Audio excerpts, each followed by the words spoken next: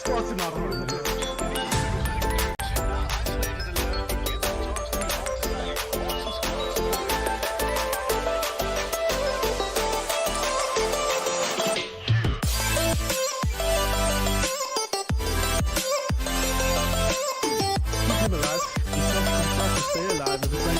Now Yippee comes out and that is it. 3 kills. Don't worry about Blur. Blur has replicated Bash and has gone the other way around the stage.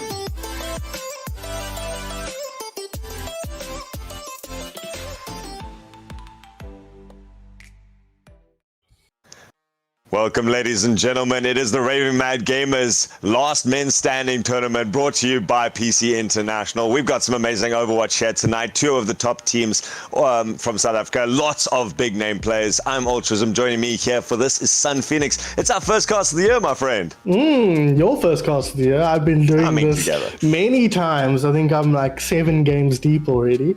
Defect, thankfully, been around to pick up the slack, but I'm always glad to cast with my good buddy Altruism. I don't know if you saw on Twitter, Altruism, but Trizzle, your student, as it were, he said somebody asked for the 2 best casters, the best casting duo, and he said Altruism and Sun Phoenix, and I agree. Oh yeah, like there's been so much support, and it's for good reason. I really get along with you. I think we got a vibe going, so like 100%. And what a game to warm us up here for the year, guys. In this week 2 of this Raving Mad Gamers tournament, we have Team Gaming versus Rage Quit Odyssey. Rage Quit Odyssey, obviously a very well-known team in the community. Team Gaming having come together, but I mean this is an amalgamation of the titans when it comes to it. A lot of well-known players in the scene, and it's going to be interesting to see how they've come together and managed to unify here. Yeah, I don't know if I go as far as saying Titan, but okay, definitely some well-known players and personalities on Team Gaming. I think coming into this one, there's question marks around both of these teams in both directions. How good are they? How bad are they? Where did they really stack up? We've seen quite a lot of Team Gaming recently. We saw them against Enigma during Medal State, but that was a best of 3. They kind of held their own. I was quite impressed with how they performed, given they are quite a new team. But when we take a look at the rosters, we're going to see new in name, but like you say, a lot of these players are very familiar. And then Odyssey as well. We actually also saw them against Enigma. Didn't do quite as well, but much more experienced players on RQ Odyssey. So it's going to be interesting to see how that young fire of Team Gaming goes up against that sort of more established experience of Rage Quit Odyssey. You know, this is one of the first tournaments of the year where these teams that maybe had a long break or shuffled up a bit of rosters at the end of last year are really starting to settle in and get themselves a good opportunity to test against other good teams and, you know, coordinated teams. You know, it's a big different environment from just queuing competitive or something like that. You're going against set teams with set strategies, and so it's nice for these guys to get a chance to shake things off, shake off that rust and hit the enemy team hard. And when these teams are now, like you say, a lot of people coming together, maybe some big changes, especially for Team Gaming. Team Gaming going to be coming through with Bubbles and Unreal Nick there at the top. Your DPS going to be provided by Go Outside and Shadow Script. Trizzle also in there. So the team rosters are in a slightly different order. Instead, for Team Gaming, main tank Bubbles, off tank Unreal Nick, your flex DPS going to be Shadow Script, and Go Outside on your hit scan DPS. Your supports are going to be brought to you by Metal Snow and Newt. So a lot of guys that have played for so many of the other big name teams in South Africa. Yeah, absolutely. Bubbles and Nick, of course, coming from the old ADG Risen squad. Kind of a middle of the table team for the most part, but still 2 strong players. Bubbles especially kind of making a name for himself as a strong main tank in South Africa. Shadowscript and Godside especially a standout performer coming out of Overclocked from last year. Well known for his hit scan, his Widowmaker, those kind of things. I think we're going to be looking to him to be a serious standout performer. Shadowscript a bit less well known, but I'm pretty sure he actually played for Rage Quit Odyssey last year. So a bit of a grudge match for him coming into this one. Metal Snow and Newt we know extremely well from their time on Team Mist. Altruism, you know them better than many perhaps. Metal Snow, known for his Anna, known for keeping teammates alive and holding points for much longer than we thought was ever possible. And Newt more known for his main tank, actually, as a part of Team Mist, but is the kind of caliber of player where he can switch his role up quite effectively and really more in for his brain than for his brawn, so to put it. So makes a lot of sense to put him in that main support role. Of course, when you go from that tank role where your entire purpose is to decide where the line of battle is, and then you swap across the support line who gets a better overview of it, they become a very powerful shot caller and a very big, important decision maker for a team. And so, especially if you consider the lineup that's currently shown on screen, such a good reflection of what these guys are very well known for individually, is this very mobile team comp. And so when you've got a shot caller who can make clear calls on targets and when to push forward, when to drop back, that sort of brains, as you call it, is way more important than your aim for a player like that. Exactly. On the other side, of course, we've got Rage Quit Odyssey, long-term group who've managed to prove themselves over the couple of months that I would say. Norpies and Trigger Happy, of course, there. Quacha, otherwise known as Norpies, on your main tank, Trigger Happy on your off tank. We've got Assassin's JDB, an ex-retired player who's come back into the scene to shore up this Rage Quit Odyssey DPS lineup, supported there by Rinku Hareru. Very quick, very nippy, very guerrilla-style player. Shadows and Luke going to be bringing up your support roles. I doubt we'll see them roll out of this roster in particular, but a lot of strong players on this one. It's Knoppies Altruism with a hard K. Knoppies, my bad. AKA Quacha. A very strong main tank. He's been with this team pretty much since Pretz.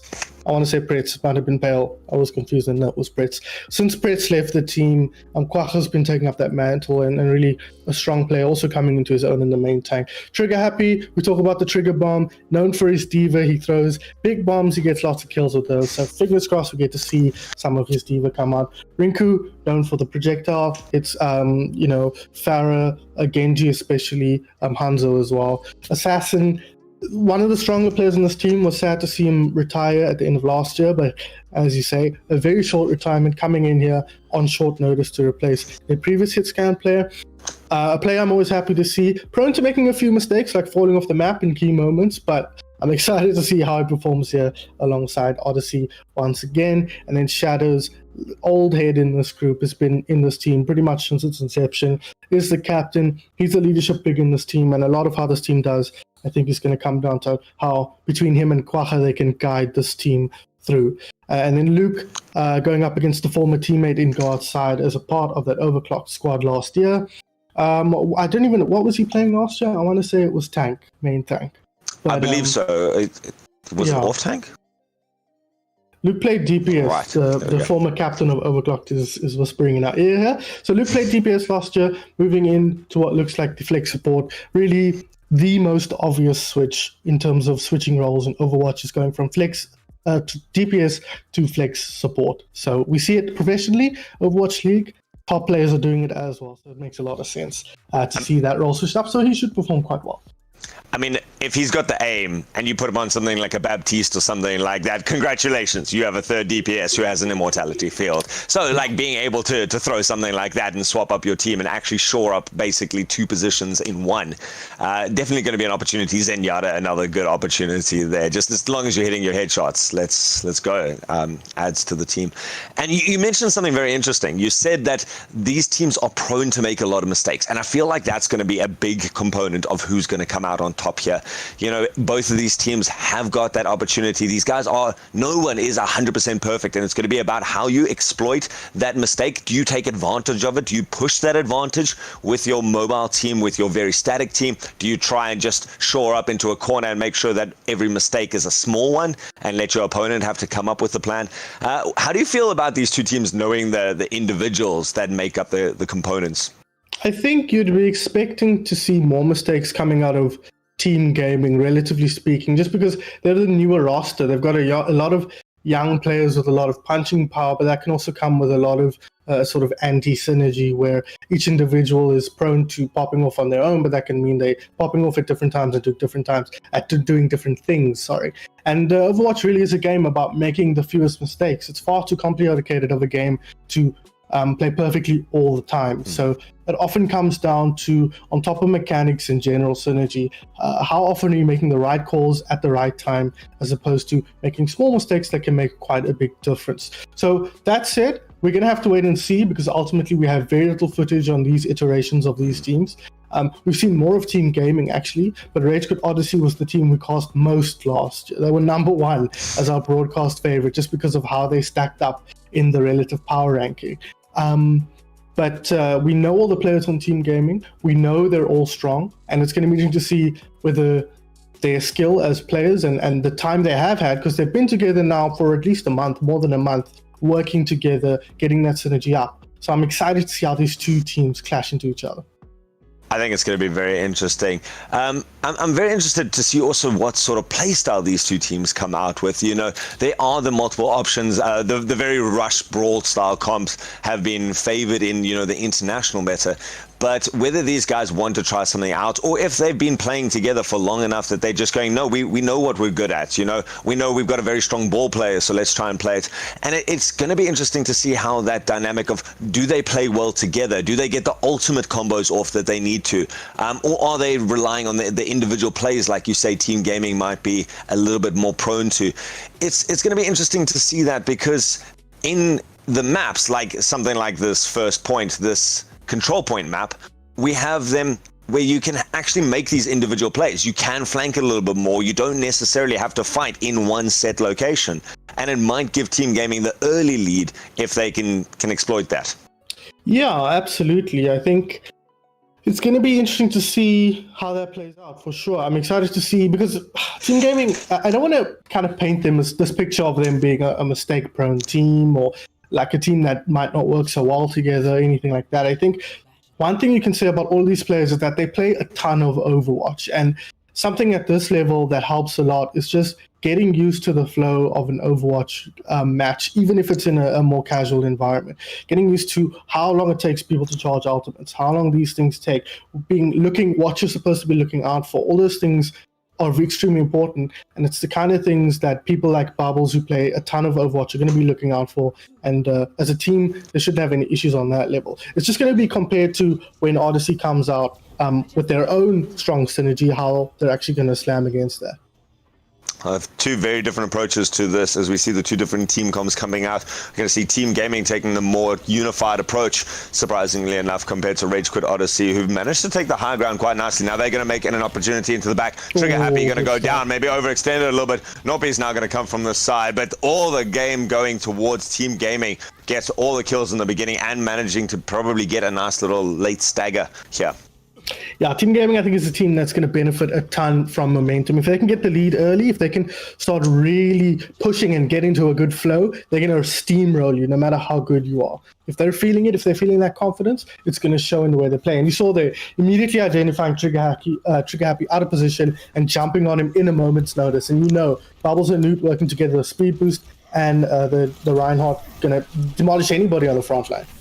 We see Rage Quit Odyssey charging onto that high ground, dismantling Team Gaming from the top there. But Team Gaming just flexes so hard. They step back as far as they need to, don't lose a single person, and instead manage to turn that pressure around instantly.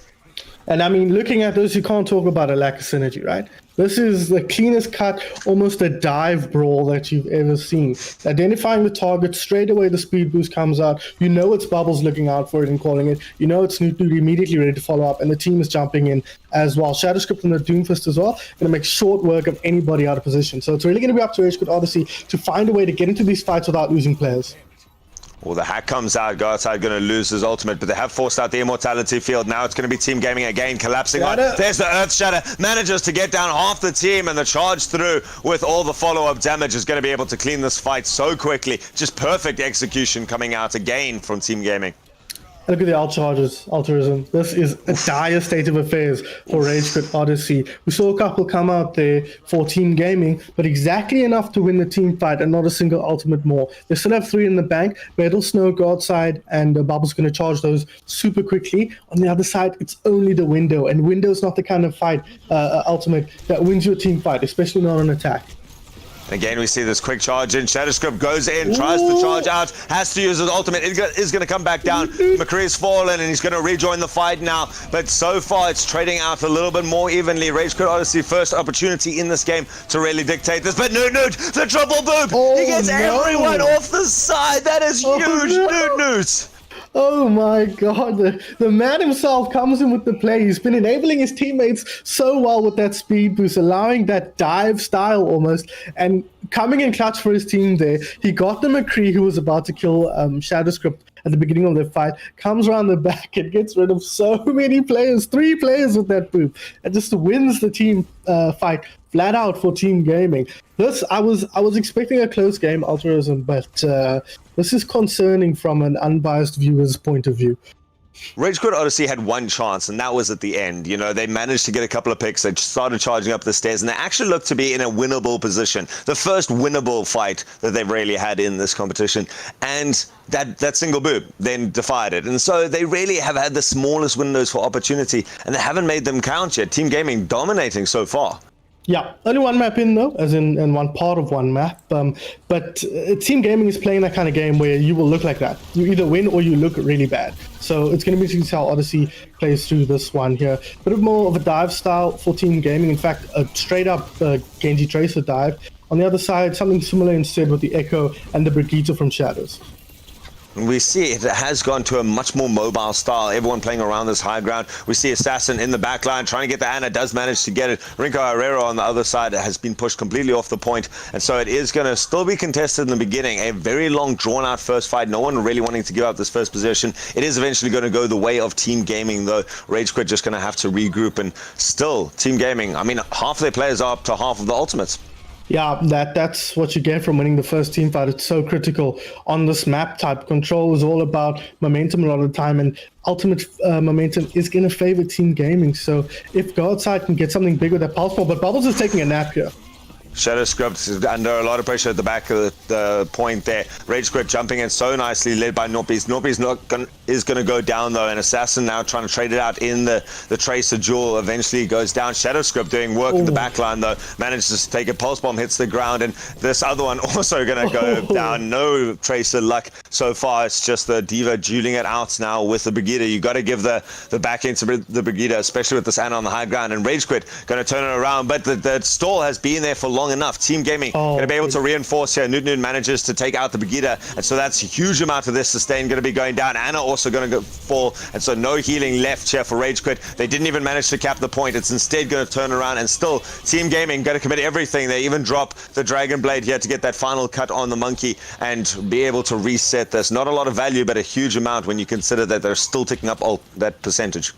Yeah, I wouldn't have used it though if I had the choice there, the Dragon Blade. But you really can't argue with the result is getting them 70% up on the clock here. That was 2 team fights, Altruism, and that's the problem with not holding the point. You can't take drawn team fights like that. I think Odyssey were in a position where they could have won that point, but once the break goes down, it's all over for them. And we see again in attempts to poke in here from Rage Quit Odyssey, but they've overextended. They haven't timed it well together. Rinku Herrera going to be the first casualty. Now the Primal Rage is on the top, dismantling the team and pushing them everywhere, but they are very happy with this. No one's dying as of yet, and instead Monkey going right near the edge, can't even get the Ana off it, and so spent the whole time that gets bumped, does come back on, very low in health. We see the Diva Bomb over the top, not going to be able to find anything, and so Team Gaming quite happy to sit on the point here. Ooh, that was close. That nearly was the outside of Godside coming through all over this. We see the Brigitte trying to stall it out at the very end, but not going to be able to do anything. Team Gaming just happily going to take this 2-0. I'm interested to see how the next maps go. Let's put it that way. Team Gaming this is the kind of game where you get steamrolled in the first map, and let's not make any bones about it. That was a steamroll. Yes. And this man right here, let's take a look at this one, Altruism. Oh man, we didn't manage to get this on the stream, but this is as he knows that they're all going to the top, gets around the side of them, and goodbye over the edge, and uses the beat afterwards just to make sure that there's no contention here. And that won them the team fight and the first map. What a play. What a play, man. That's I hope Vertigo's paying attention if she's not somebody at her, because she needs to put that one up for Player of the Week this week. But yeah, I was saying, sorry, it was Peach's job. Everything's Peach's job, I forget. I was saying about when you get steamrolled like that, as Odyssey just was, that's where your experience comes into play. And so if there's a team that can come back from that performance, assuming there is not a massive skill gap here, which I don't think there is, it's going to be Rage Quit Odyssey with the old heads, with Knoppy, Trigger, Shadows. Those guys have been in this position before. We've seen them reverse sweep. We've seen them be reverse swept. We're not there yet, but It's about stopping Team Gaming's momentum. It's about getting their tails down. Their tails are currently up. They're playing with that confidence, that aggression. They're running at Rage Quit Odyssey, and Rage Quit Odyssey are not dealing with him. Now, how exactly you deal with that is a whole nother ball game. But if anyone can figure it out, I think it'll be Rage Quit Odyssey. It's 100% what you say is the fact that we were talking about Team Gaming being the newer, less experienced team. They had the risk of not having the synergy that was needed to execute their plays. But with their confidence, they're not hesitating. When someone says, go on this target, everyone just follows the instruction. When you take the fight to them, when you put them on the back foot, is when you start to see the cracks in synergy. But there's been no pressure. There has been nothing putting Team Gaming on the back foot just yet. And so Rage Quit Odyssey going to have to pull something out. And this is the map to do it. We're going to King's Row, which is probably the most played map or most scrimmed map in it's not King's Row. I was checking this. It's not King's Row. It's Escort because I've done stats for all the games. There we go. It's always King's Row third. So, before we get to King's Row, which we will basically 100% do for the third map, no matter who wins this map, it is 100% picked in RMG last week. Every single match was played, King's Row was played third. So expect to see that map. It's going to be Rialto, though, second, which is the second most popular map outside of Busan, other than King's Row. So this is a map that the teams are really comfortable with, but it's again one where I feel like Team Gaming can do a ton of work with the compositions we saw them run on Control. This time, though, you get it's much easier to get set up and start taking fights as Rage Quit Odyssey because you're not put in that 50-50 position in the first team fight, where if you lose that first team fight, you're playing from a disadvantage the whole time. And Team Gaming are playing with the kind of confidence that means they are forcing their way through that first team fight, and Rage Quit is struggling to stand up to that. So now having been able to set up more stable compositions, understanding the map geometry a little bit better, I think this will be a better map for Rage Quit Odyssey, but we're going to have to wait and see because Team Gaming is looking incredible today. They really are. It's a very intimidating team to go against, and it's like you said, it's going to have to come down to that experience. Maybe they've got themselves a set strategy. Maybe they know how to do this. You know, if you can set up a really solid defense in the beginning and just hold it for the entire first point, you change the momentum of it, and that can be done through this is how we defend this. These are the heroes we're going to defend it with. You know, that sort of mentality can come through. Of course, they're going to be on attack first, but again, you can see they're very quick picks into this, looking for tempo control, looking for space control. They know where the important points are to charge forward to, and then how to defend that point. So I feel like Rage Quit, having the more experience, might have the deeper game plan and have the practice to execute it. Yeah, but the thing is, Rage Quit's experience as a unit. It's not experience as players necessarily. All of Team Gaming are strong players with a lot of competitive experience. The lack of experience comes from being as a team together under this particular set of leadership. And that makes a big difference. So looking at the compositions, though, much slower tempo from Team Gaming here on the defense. Double shield with Shadow Script on the Hanzo and go outside, looking to get pickles from long and medium distance here. Other side, very similar composition, except the Ryan to get a little bit more aggressive, and that May to crowd control a little bit. So a clash of styles here, completely different to what we saw in Control. And they've got a very clear strategy. You know, you get the Hanzo assassin just trying to lay down covering fire as the team makes their way across the bridge under that cover of the Ryan shield.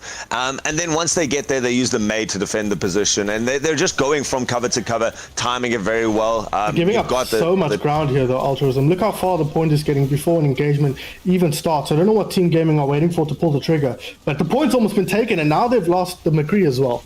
Oh, that's why I was saying that was the strategy for Rage Quit Odyssey. They were pushing forward at their own tempo, and they've done such a good job of it. The Team Gaming has flexed and flexed and flexed, but they never, you know, recovered from that, and eventually you just get squashed to the ground, and that's exactly what's happened. And because they took so long to take this fight, they don't even get a second opportunity. Yeah, that was, you know, it's a serious contrast to what we saw on King's Row, where they on Oasis, where they kind of just barreled in the whole time. They've picked up one kill this map so far. They've lost the first point in what felt like under a minute, and now they're being put under pressure. Rage Quit Odyssey now have the bit between their teeth, getting nice and aggressive here. They've got this window. They want to pick up kills before the fight even really starts. And I like this aggressive positioning from them. They've got the payload again, still constantly moving, constantly uncontested. So even if they just posture at this window, they can sit there. We see Shadowscript now swapping across to the Pharaoh, going to be able to put in some damage into these small corridors, but they still can't get the angle. No one is able to go in there and secure the kills. It's 100% Rage Quit Odyssey still controlling the tempo, and the payload's pretty much moved to the archway, and there hasn't been a clear team fight yet. There really hasn't. I mean, Team Gaming just crumbled, but here comes a big anti-heal in and the aggression. Godside drops early though. And now we see the dragons coming out, and it's just poor Unreal Nick caught on the wrong side of it. There was actually no other blue players around. Shadowscript trying to put some damage in from above, but still there's no unified ball coming into the center of Team Gaming. They're trying from a distance, and they're getting big plays like that huge anti-heal grenade. Still, we see Assassin sitting on his high ground, making sure that Go Outside, who's now being more of an irritation than a real threat, gets punished and gets pressured and doesn't get any of the picks that they need to. We see a little bit of an aerial fight coming out there. A massive coming in from above. A Shadowscript going to be coming in with that barrage, and the lift the other way means that it is still going to be Team Gaming under a lot of pressure, and they start falling very quickly. Rage Quit pushes all the way to the payload. Damn, this is some record-setting stuff here. 5 minutes 15 on the clock when they cap that second point. So this is aggression in the other direction. Rage Quit Odyssey, but it's not even aggression. They're just walking it in, taking up good positions, and letting Team Gaming make mistakes. And we thought that might be what ends up losing Team Gaming the game if they were going to lose today, and it does end up looking that way. Rage Quit now going to get aggressive. They're going to lose someone straight away, the Reinhardt there, but still picking up kills. And we've seen the nano boost committed. This is Bubbles having to do something. Gets frozen up though. Is still going to be able to charge forward. Go outside, jumping over the top. The lovely stun. They're getting a couple of kills there. And eventually they show a bit of aggression. Finally, yeah, they finally figured out that they can't just let them wander into whatever position they want. But Altruism, if you're going to get held anywhere for 4 minutes, it's going to be at this point of Rialto. This is the point of any map where you might see all this time get burned off, and that could really help equalize things here from Team Gaming's perspective. Odyssey, though, getting aggressive nice and quick here with their tanks. They are charging forward. Trigger Happy being separated, and that's a huge charge.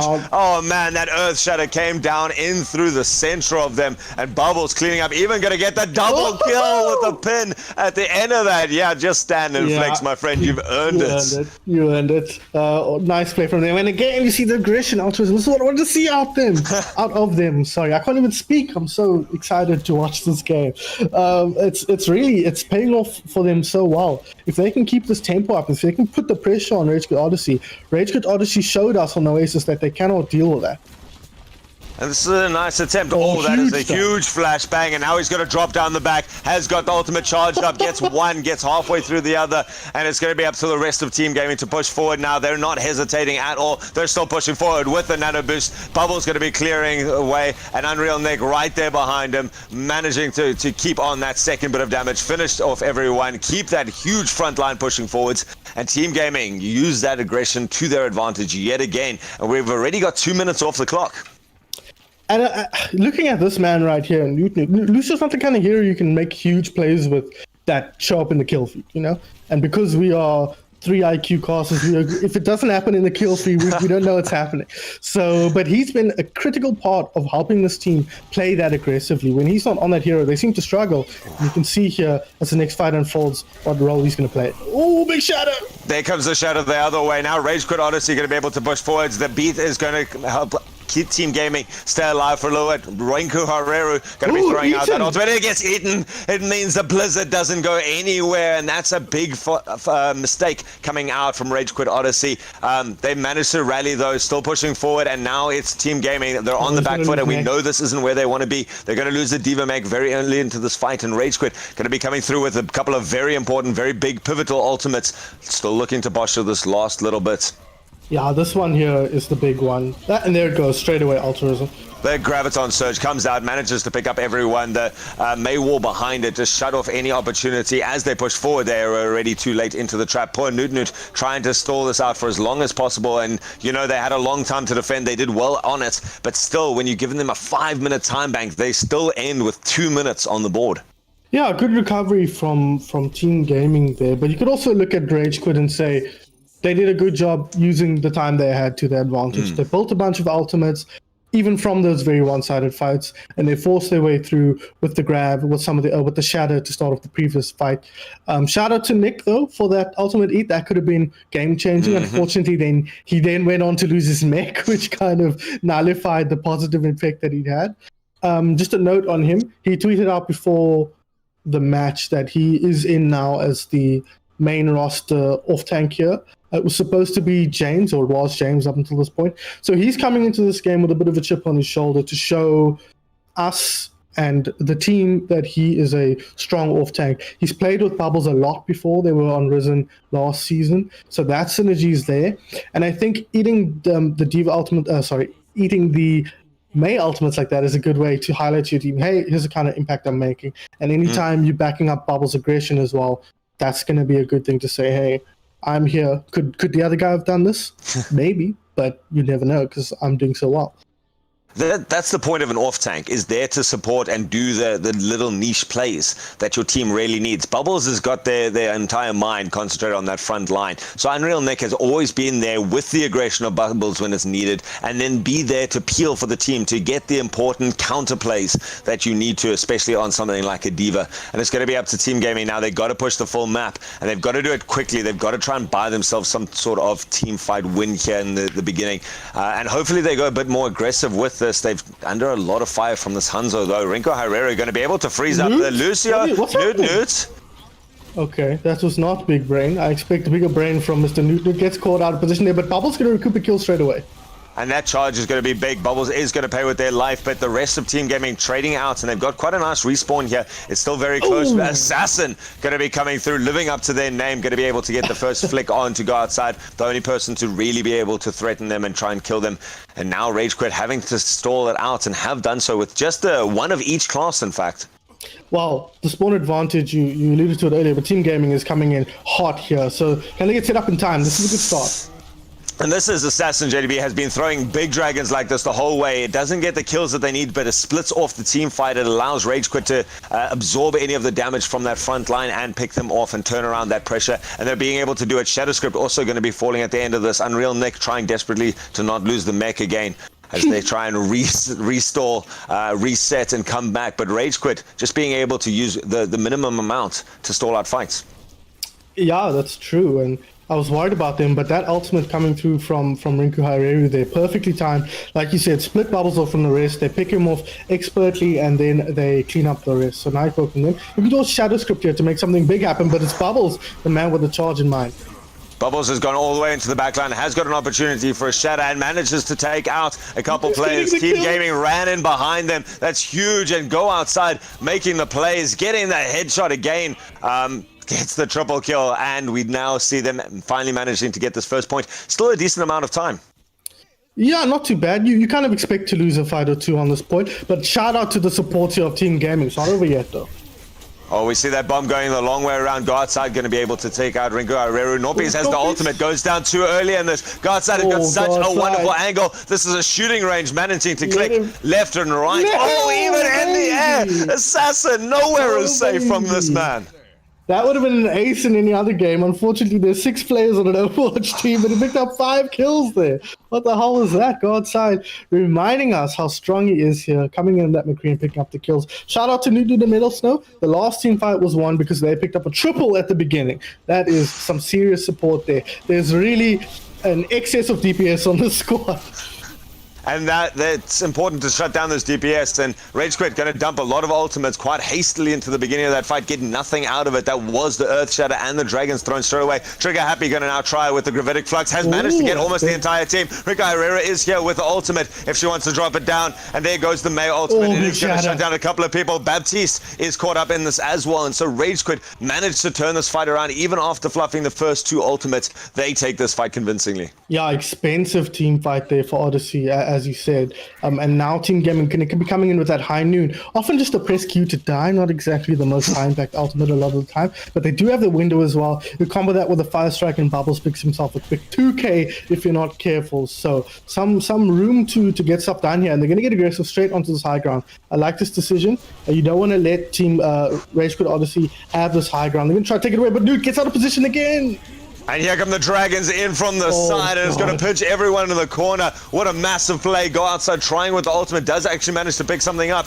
And it seems like that Immortality Field from Metal Snow just proving such dividends here against the Dragon Strike, managing to keep up the side of Rage Quit.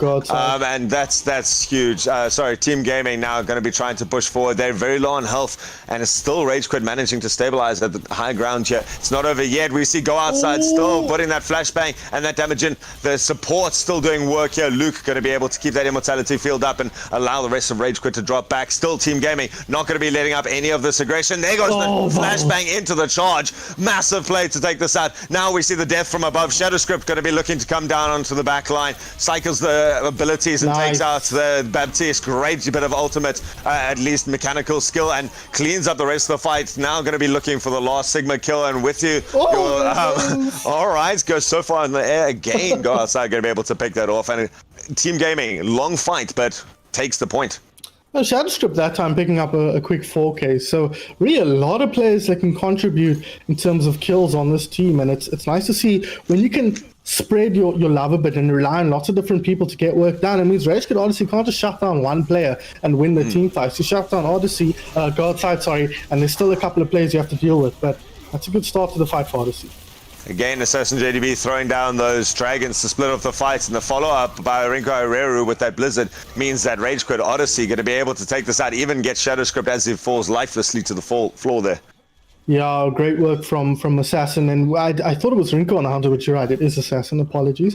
He's been throwing in really nice Dragon Strikes, and he seems to be having them every single team fight, so doing a good job charging that up. It's putting a team that wants to get aggressive, doesn't want to have to push through a Dragon Strike, so it's helping slow down Team Gaming and allowing Rage Quit Odyssey to find the picks. This is a great wall. That wall separates it up, and the rest of them charge forward. We see Trigger Happy even going with that Gravitic Flux in the very small area. Norpies has got the Earth Shatter. He's got the Earth Shatter, even under the Immortality Field. They're comboed up with the Freeze. Means that Rage Quit just able to walk into the room. Shadowscript doing a lot of work here, managing to get a couple of kills. Is going to be able to try and find this Lucio. Needs one punch. Is he going to find the jump? No, goes into the side of the payload. And still Rage Quit going to be able to stall inside. The uppercut takes him out, and finally Team Gaming comes out. That was all Nude all the way. That beat saved his team's ass. Knoppies with the biggest shatter I've seen in 2021, and undone all by Nude's beat there. Such great play from him, and the team follows up beautifully. This is some high skill play we're seeing out of both of these teams, but the window to start things off for Team Gaming. High Noon puts a lot of pressure and shots at the Immortality Field, but that's huge. Luke going to actually be able to get a double kill there. Again, the support's coming out on top. We're going to see aggression still coming out from Team Gaming. JDB is sitting in the back line, though, just wanting to make sure that anyone who comes in force a lot of damage, and Nude going to be the victim of that. There's still a lot of reinforcements coming. Team Gaming may want to try and reset here. Unreal Nick tries to go for that ultimate kill, just gets DMX straight away, and that's worth a chance. Very late. Yeah, the ultimate does infinity damage. I forgot about that. It's really disgusting how you can kill a whole team with that remake. So makes sense that he went for it there. But he popped his ulti earlier. I think into a lost fight. It was hard to tell. But with the way the spawn advantage favored Rage Quit Odyssey, they were able to reinforce a lot quicker and just win that one out. Now fighting into the Shadow once again, but more importantly the Blizzard here. This might be a fight you just give away and try and build ulti charge if you're Team Gaming. You've only got 30 seconds to do it, though, as we do need to get this to fight out in the end. Norpius has to stay alive, gets the shatter, takes advantage of the frozen Ryan, and cleaves through that tank lineup. Beautiful play from Rage Quit Odyssey to combo these two ultimates that you were talking about, and they get such value out of it. They're going to be able to clean up this fight, and it looks like Team Gaming going to go back down. They've managed to get a couple people on here, but they've got to watch out. Assassin has got that ultimate yet again. Trigger Happy also coming up for that Graviton Surge, going to be looking to put that down the center and just keep everyone down. Oh no, Metal Snow sacrifice their life to try and get the Immortality Field out, but there's no one else to keep alive. Oh no. Well, ultimately we have a game on our hand. I'm so glad to see that, because after Oasis I was terrified that this was going to be a super dominant storm from Team Gaming, but no, we spoke about it. Experienced composition here shines through on the side of Rage Quit Odyssey as Trigger Happy. We're used to seeing the Diva Bombs. He's going to show us how to do it with the Sigma balls instead, picking up a couple of kills here with that hero. So nice play from Trigger Happy. But really, that was a team performance. And I have to highlight Assassin JDB on that defense. We mentioned the Dragon Strikes, and he really did an incredible job of building those up, finding the picks where he needed to, building the damage up over time, making Bubbles' life a nightmare on that Reinhardt. And that's going a long way into preventing that aggressive play. When you can't drop your shield for any length of time, you're just going to get shot in the head with a Storm Arrow. So nice play from him. Excellent use of his ultimate as well, splitting the team up. So there's something to be said here. And we're probably going to go to Kings Row next. And that's kind of more of the same when compared to Rialto. If you look at the way that Rage Quit managed to get up Assassin to that ultimate so quickly, constantly, is they gave him so much room to poke from a distance. You know, they just set up on the positions that they really wanted to hold. They knew exactly which were the strong positions and how to play around that. The most important one for me is the streets phase, the center, you know, second point, is the fact that they took that center high room and were able to put damage across the bridge. The Assassin was able to get up 20-30% in ultimate. Before they even cross the bridge, you're chewing Bubble's shield. Bubble, when he eventually gets to the position he wants to be, hasn't got any resources left. You can't really put a counterattack on. You just got to get to them. And it was so long that Assassin just got up those ultimates every time, and the rest of the team flexed around until they could press that advantage into a next team fight. Yeah, and it is going to be Kings Row here, Ultras. My prediction has come true. Not exactly Nostradamus making that kind of a prediction, but here we are. Best map in the game, best map in any game, maybe Kings Row, in my humble opinion. I know at least Effect agrees with me. And this is a map that both teams are very comfortable on. So this is going to be one where they set up. I'd like to just point out an interesting difference between these compositions. Team Gaming have been leaning on a little bit more high tempo play from Shadow Script. He's been playing the Doomfist, he's been playing the Pharaoh. He wants to put pressure on with the DPS. He wants to be someone, if you're focused on go outside, you are going to die to him.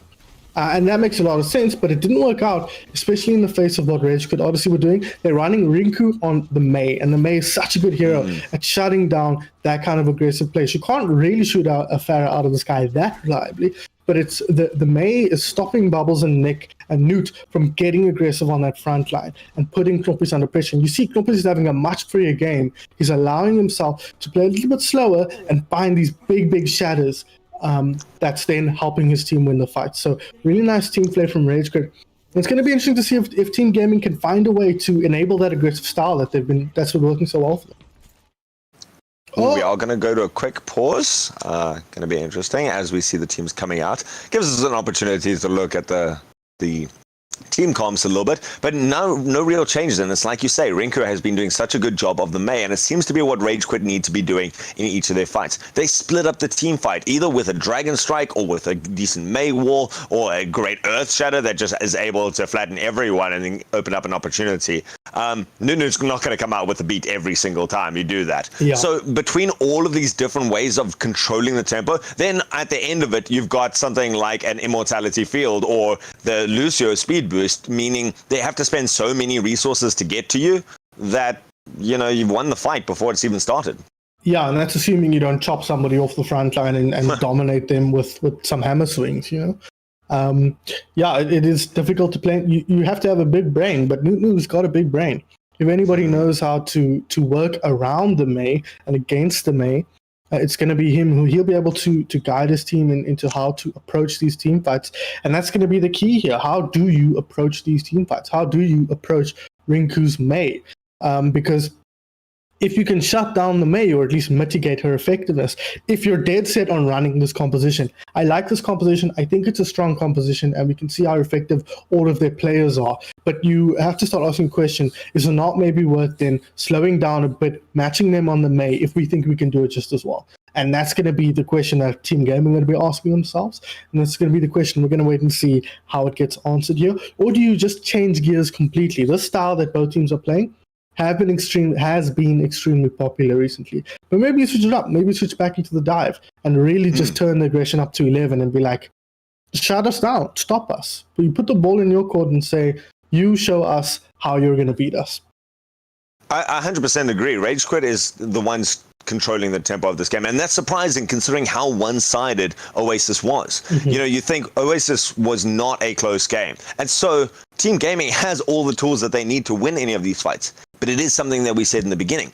Oasis, and like any other control point, is a very more spread map, whereas Rage Quit are making use of these angles, controlling the space a lot better than Team Gaming's able to. And so it's going to be interesting, like you say, they are sitting exactly where they want to and making Team Game come up with a plan to get to them and win the fight. Yeah, absolutely. And that's why I want Team Gaming to flip the script and make Rage Quit start to come up with solutions. But let's see how this team fight unfolds. Just the May wall, not great to start off, but Shadowscript decides to isolate himself anyways. Oof, Shadowscript did not read the tempo of that fight, and it's going to lead to a lot of other deaths as Unreal Nick goes into the back line, gets frozen up, and has managed to absorb a lot of the cooldowns, and eventually does give away the mech. Bubble's going to be there to reinforce the front lines, has got a lot towards the ultimate, just providing that secondary pacing. Unreal Nick, I'd be excited now. And he dies. Not going to get that ultimate kill. He had 85% gets taken out of there. He had 85% to his mech, so he almost had it up there. That's team winning, man. That ultimate just there. Now we see Rage Quit going to be able to push onto the point. And here comes an Earth Shatter. Not going to be able to do too much. Assassin taking a lot of damage, though, from Shadowscript in the back line. Shadowscript not going to be able to get out, though. Doesn't get any picks. And so Rage Quit push onto the point and take it. Yeah, nice work from Rage Quit. Oh, it's not over yet, actually. They're going to get aggressive on the side of Team Gaming here. Push through the wall. Get aggressive onto the back line. Bubble's frozen up straight away, though. And there, even with the nano boost, we see Nortbeast just realizing what the aggressive temperament of Bubbles is going to be. Bubbles had to get back onto the point and had to use that nano boost to effectiveness. She just waited for the shield to go down, gets the Earth Shatter, and Team Gaming just taken apart by flawless execution. They knew exactly what they had to do. Yeah, and the key there really was, as you mentioned, losing Unreal Nick right at the start. As soon as Assassin got that kill with a shot he was not expecting to hit, because it was with his Sonic Arrow, and you don't use that to get headshots on Divas. He got that kill, and at first you saw immediately how Team Gaming had to get all the way to the back of the point. They blew a bunch of ultimates trying to get back in there, and it didn't work. Now they're in a tough position here. But they do have a few ultimates to work with, but I mean, look at the ult bank and losing players to start with. Man, this aggressive posturing coming out from Rage Quit Odyssey. Shadowscript, though, in the back line is going to be able to do some work. Just manages to get the rest of Rage Quit to turn around a little bit. But they've gone as far as they need to. The 100 from the background is press Q to lose. And now with that Graviton Surge and ultimate combo, it is going to be Rage Quit pushing forward. Unreal Nick, the Diva Bomb over the top, manages to turn around this position. Rage Quit now going to be running for the hills. Newt even in the back line, going to be making sure to corral people forward. Is going to pay with their life. Metal Snow going to be dueling it out in the background. Yeah, actually manages to hit the shots. Luke going to go down. Who needs an extra DPS? Still Team Gaming wanting to reinforce this. They've got a bit of space here in the streets phase.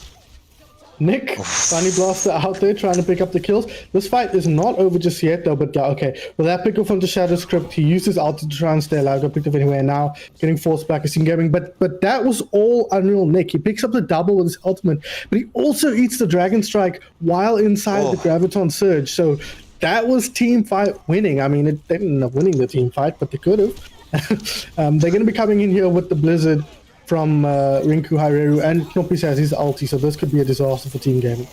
And that's a great heads-up play to throw that Blizzard out to just create an impenetrable zone through the front. The beat comes out. Newton doing a great job to keep his team alive. Has managed to do a lot of it so far. Unreal Nick Mech going to be the only casualty so far. And still Team Gaming going to be here. The boop and the plays coming out from Rage Quit Odyssey, though. They turn that pressure around. They don't just have one trick in their bag. They've got all of them. Yeah, very, very nice play from Odyssey there. Again, I want to point out the Team Gaming supports, though. They've done an incredible job this game. The beat coming out from Newt keeping his team alive. Metal Snow putting in so much healing into Bubbles to make sure he didn't drop until as late as possible. But Rage Quit are just playing so well together. You saw the ult combo there. Rinku knew if he just catches the Ryan in his ultimate, they can deal with him, and that'll open up the opportunity to get the shadow through from Knoppis. Now they're getting aggressive onto the high ground. You hold this position in King's Row, it makes it much easier for you to push through and not get stuck on that corner. And Altruism, they're already past that corner. That May wall again being used to separate off the team fight. Bubbles with the nano boost, and Trigger Happy now gets a huge graviton surge into the center. Comboed with Assassin is going to play it out. Go outside, tries valiantly with that high noon to try to shut this down, but Assassin going to be on this high ground. Now it's a shooting range. Can he keep getting Unreal Nick? Instead changes targets to Metal Snow, uses that shot, and Metal Snow doing some juking, does get taken out eventually. Unreal Nick going to be under a lot of pressure, doesn't manage to get back into the mech, and so it's going to be up to Nunu to try. He gets the one boop off the top here, and now Assassin's going to be looking, even body shots through that, going to be very valuable. Does manage to take out Go Outside. Norby is staying on this point though, wants to keep this through the desperate reinforcements. The Earth Shatter comes out, going to be able to put a lot of pressure on Bubbles. Bubbles stays alive though. The payload going to be so close to coming over the edge, just half a meter away. Unreal Nick again with the Diva Bomb finds the open space, clears the point, and with half a meter left, Team Gaming managed to stabilize. Well, I mean, if Captain is paying attention here, I don't know that James would have been saving your ass like this. Nope. Not to discredit James or anything, but Nick is putting in a really, really stalwart performance here on the Diva. He's rescued them from so many team fights, but they are struggling here, Altruism. Rage Squad are doing such a great job controlling the tempo of these team fights, putting Bubbles under a ton of pressure, forcing his supports to play out of their mind, and it means the DPS can't get that much done. Nick needs to not drop here, but he's got a wall behind him. Oh, that was bad. Unreal Nick was too far forward, and they put so much in to try and save him. The beat again comes out, trying to valiantly save Bubbles. It's going to be Rinku Herrera going to go down. And was that again the Team Gaming going to be able to reinforce? The Earth Shatter used just on Unreal Nick. Unreal Nick still going to be able to get out. And so the rest of Team Gaming avoiding all of these big ultimates. Rage Quit going to be putting a lot into this. Assassin going to be doing a lot of work, though. Now going to be throwing out that Dragon Strike. Going to shut off the supports coming in there. And Noot, no bouncer going to save you. Assassin doing all the work to clear this point with that aggressive play from Rage Quit. Really, really nice. And it really is so much of it coming down to Rinku on that May. We saw, I mean, there's some position question marks for Team Gaming in general here. I mean, I mentioned Noot twice on Rialto for being out of position and getting picked off. But that's something Lucio just kind of does sometimes. They get bored, and then their brain starts to wander, and then they start to wander into the enemy backline. And sometimes they come off looking like Wallace and getting major boop kills, and we saw Newt do that earlier. But other times he ended up just getting picked off. There we saw Unreal Nick getting picked off the front line, just a little bit far ahead of Bubbles, dropping so low. And when you drop that low, Metal Snow has to put so much attention into keeping you alive. And because a Diva takes like 5 or 6 shots from an Ana to get fully healed up. And he doesn't want to commit his bar to grenade there if he doesn't have to. That means if Bubbles gets put under pressure, Bubbles is dead. And that means when the wall comes up between Bubbles and the rest of the team, and Unreal Nick as well, they are under so much pressure. And so Rinku Haru has been doing a good job of splitting up the tanks from the team and slowing down the tempo, as we mentioned. Looking at this next composition now, is a completely different look coming out of Team Gaming here. They've decided to flip the script and go aggressive. We said if it didn't work matching the May, then this is what they should do. They didn't end up trying matching the May, but now they're going to go completely aggressive here. Bubbles with the ball and Shadow Script in the sky, go outside on the Tracer. I like this look, but is it too little too late from this team? It's going to be up to how well they understand their own limits. We do see the boop off the high ground. That's a great play in the beginning here from Shadow Script to just try and change up a little bit of the positioning, and it does make that high ground defense a little bit worse. Bubbles looking for an opportunity from the side. It's going to be up to see how Bubbles engages this. If he gets frozen up in the back line, it's just going to be a feed. There's going to be no one who's going to be able to bail him out. I'm going to have to time it very well with the team. Go outside doing a lot to harass this back line. But again, go outside just timing it differently from the rest of the team. The only person fighting there, and it means gets taken down eventually. Shadow Script going to try and fight this low ground fight instead, and has the support of Noot. Still, Rage Quit having taken this high ground back into their okay, Bubbles. How much closer do you want that fight to be? But does manage to come out with that, actually. Team Gaming, they didn't back out. They just fought 3 different fights, and they're slowly winning each of them independently. Now they're going to be able to come back together and take on this point, and this should be Team Gaming going to be able to take this. The sleep goes out, and that's just finished off quickly. Team Gaming, scrappy in the beginning, but eventually make it work. Yeah, totally flipping the script here. This is a comp that can play aggressively, but they're playing a much more passive style as Assassin JDB executes, go outside, they assassinate him, as I should put it, I suppose. But Team Gaming are playing a slow, deliberate style. They're keeping their distance. They're letting Assassin and Bubbles go in and be a nuisance, and they're getting the picks from long range, one at a time. Pick. If you lose fewer people than they do, eventually you'll win the team fight. So really, these two players, this guy right here, needs to be careful, and Sombra is the perfect counter pick to this. Shut down Bubbles, shut down Assassin, and the team gaming composition falls apart unless Go Outside does that. Oh, you do not. No amount of Sombra switching or great execution is going to be able to survive a two-person pick like that. And doesn't manage to also get up the Baptiste. The huge anti-heal grenade comes out. Luke's not going to be able to get his team back up. And so they just flee for the hills. Team Gaming doing a good job now of pushing forward. Look at Shadow. He's got this barrage. He's going to be trying for this and throws it into the back line. Does get hacked up, but he just takes it from ground level and cuts the team in half. And that's the strength of this composition. Where do you look, Altruism? Where do you look? What do you focus on? You have to have eyes on the back of the head, and you have to have more than one set of eyes per person, because the damage can come from anywhere. We saw they weren't paying attention. Guard side picks up a double. They weren't paying attention, and this is not a criticism of Rage Quit. That's a strength of this team gaming composition. They weren't paying attention, and the sprinkler came out from the side and killed a whole bunch of people. This ultimate, though, will be a bit tougher for Rage Quit Odyssey, because now they're fighting into a bunch of ultimates. There's a lot of aggression coming out. Shadowscript just taking out Nobis from the back as he charges forward. We do see Unreal Nick still holding on to their ultimate, having survived the counter Sigma ultimate. The grab manages to do that. Newt and Unreal Nick, though, are going to be walking forwards and taking this out. The bombs are there to separate off the team fight, and so they still focus mainly on pushing the payload. But man, they still clean up as many as they need to. Perfect play from Team Gaming there, and they're winning these team fights. This team fight especially was quite quick, but they're usually taking a lot slower engagements, and I like that they have the depth to switch up the tempo while still allowing their aggressive players to play aggressive. Like this man right here, Go Outside, look, he goes. I think that was a risky pulse bomb because the D.Va was right there, but he goes for it anyway. Doesn't find anything, but that's okay. He's putting the team under pressure. Whoa, we see the High Noon going to be able to shut down any follow-up with the gravitic flux, and Bubble still chances it does pay eventually. Shadowscript still looking for this barrage. Maybe doesn't want to waste it into this last team fight. Gets a nice pick, and so this could open up an opportunity. Is going to go a bit more aggressive. Here comes the nano boost, and here comes the shot from above. Telegraphed it completely, so eventually gets hacked out. Great EMP to shut that down. Good heads-up play by Riku Hareru, and Bubble's now going into the background. Assassin going to be trying to fight this out, but Shadow going to be able to put in that quick burst damage to shut it down. Also, the Res goes on to Go Outside, and so Team Gaming looking very, very comfortable here. 4 minutes on the clock, Ultras, and this is a disaster so far from Rage Quit.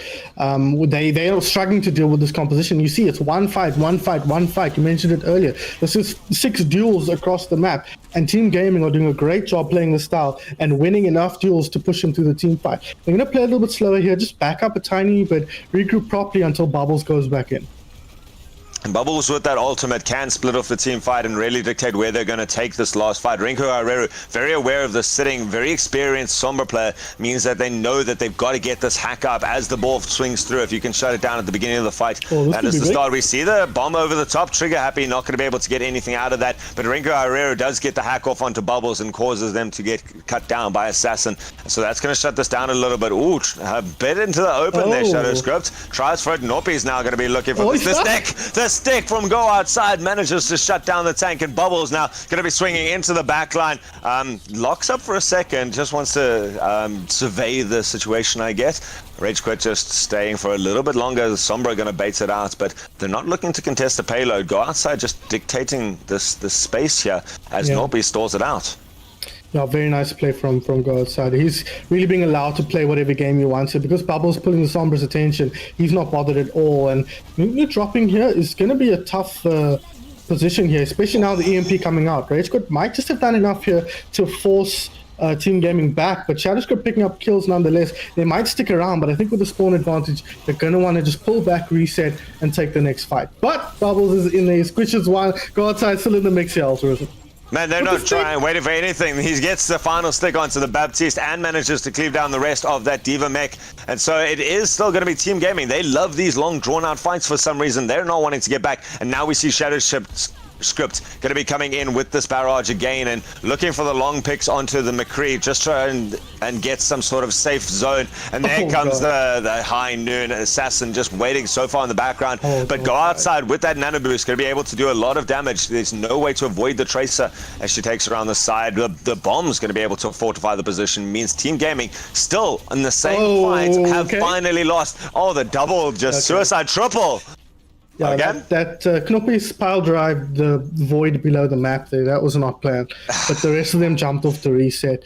I really wish they'd done that about a minute ago, because I think that fight was going downhill from about the time they lost Bubbles at the beginning of the fight. So resetting here, I like this, a compositional switch, going to change the pace here. Might rely on the nano blade if they have enough time to build it up here. But this, and now they're not playing into the May, so this composition can thrive again. Trigger happy. There's the bomb here. The bomb is out. The bomb is going far into the backline. Everyone manages to get into cover. You see the mech kill on Shadow Script. He's going to go down, just dived in on the baby diva, and that's not where you want to be. Trigger happy is going to lose the mech quite quickly. We see the May coming out again. Rinko Herrera realizing there's no ball to shut down, and so wants to shut down this. Bubbles gets the kill though, and we see Metal Snow. We've got the nano boost. It's up on the Rhine. Bubbles has all the space, has got the Earth Shatter as well. There he's going to throw it in the backline. This could be everything that they need. Going to charge through. Going to stick it out. There's only 30 seconds left, but they've managed to get it into the last 2 meters. Go outside, sitting here, nearly up to an ultimate as well. Going to be able to clear the point if he gets one more shot. Here, going to be dropping it into the back line. 1 kill, 2 kill. No, that diva kill. Unreal Nick pulls it off twice in a row. Squish. No, the last one was the other one. Unreal Nick is on Shadowscript's team. That was hilarious, by the way.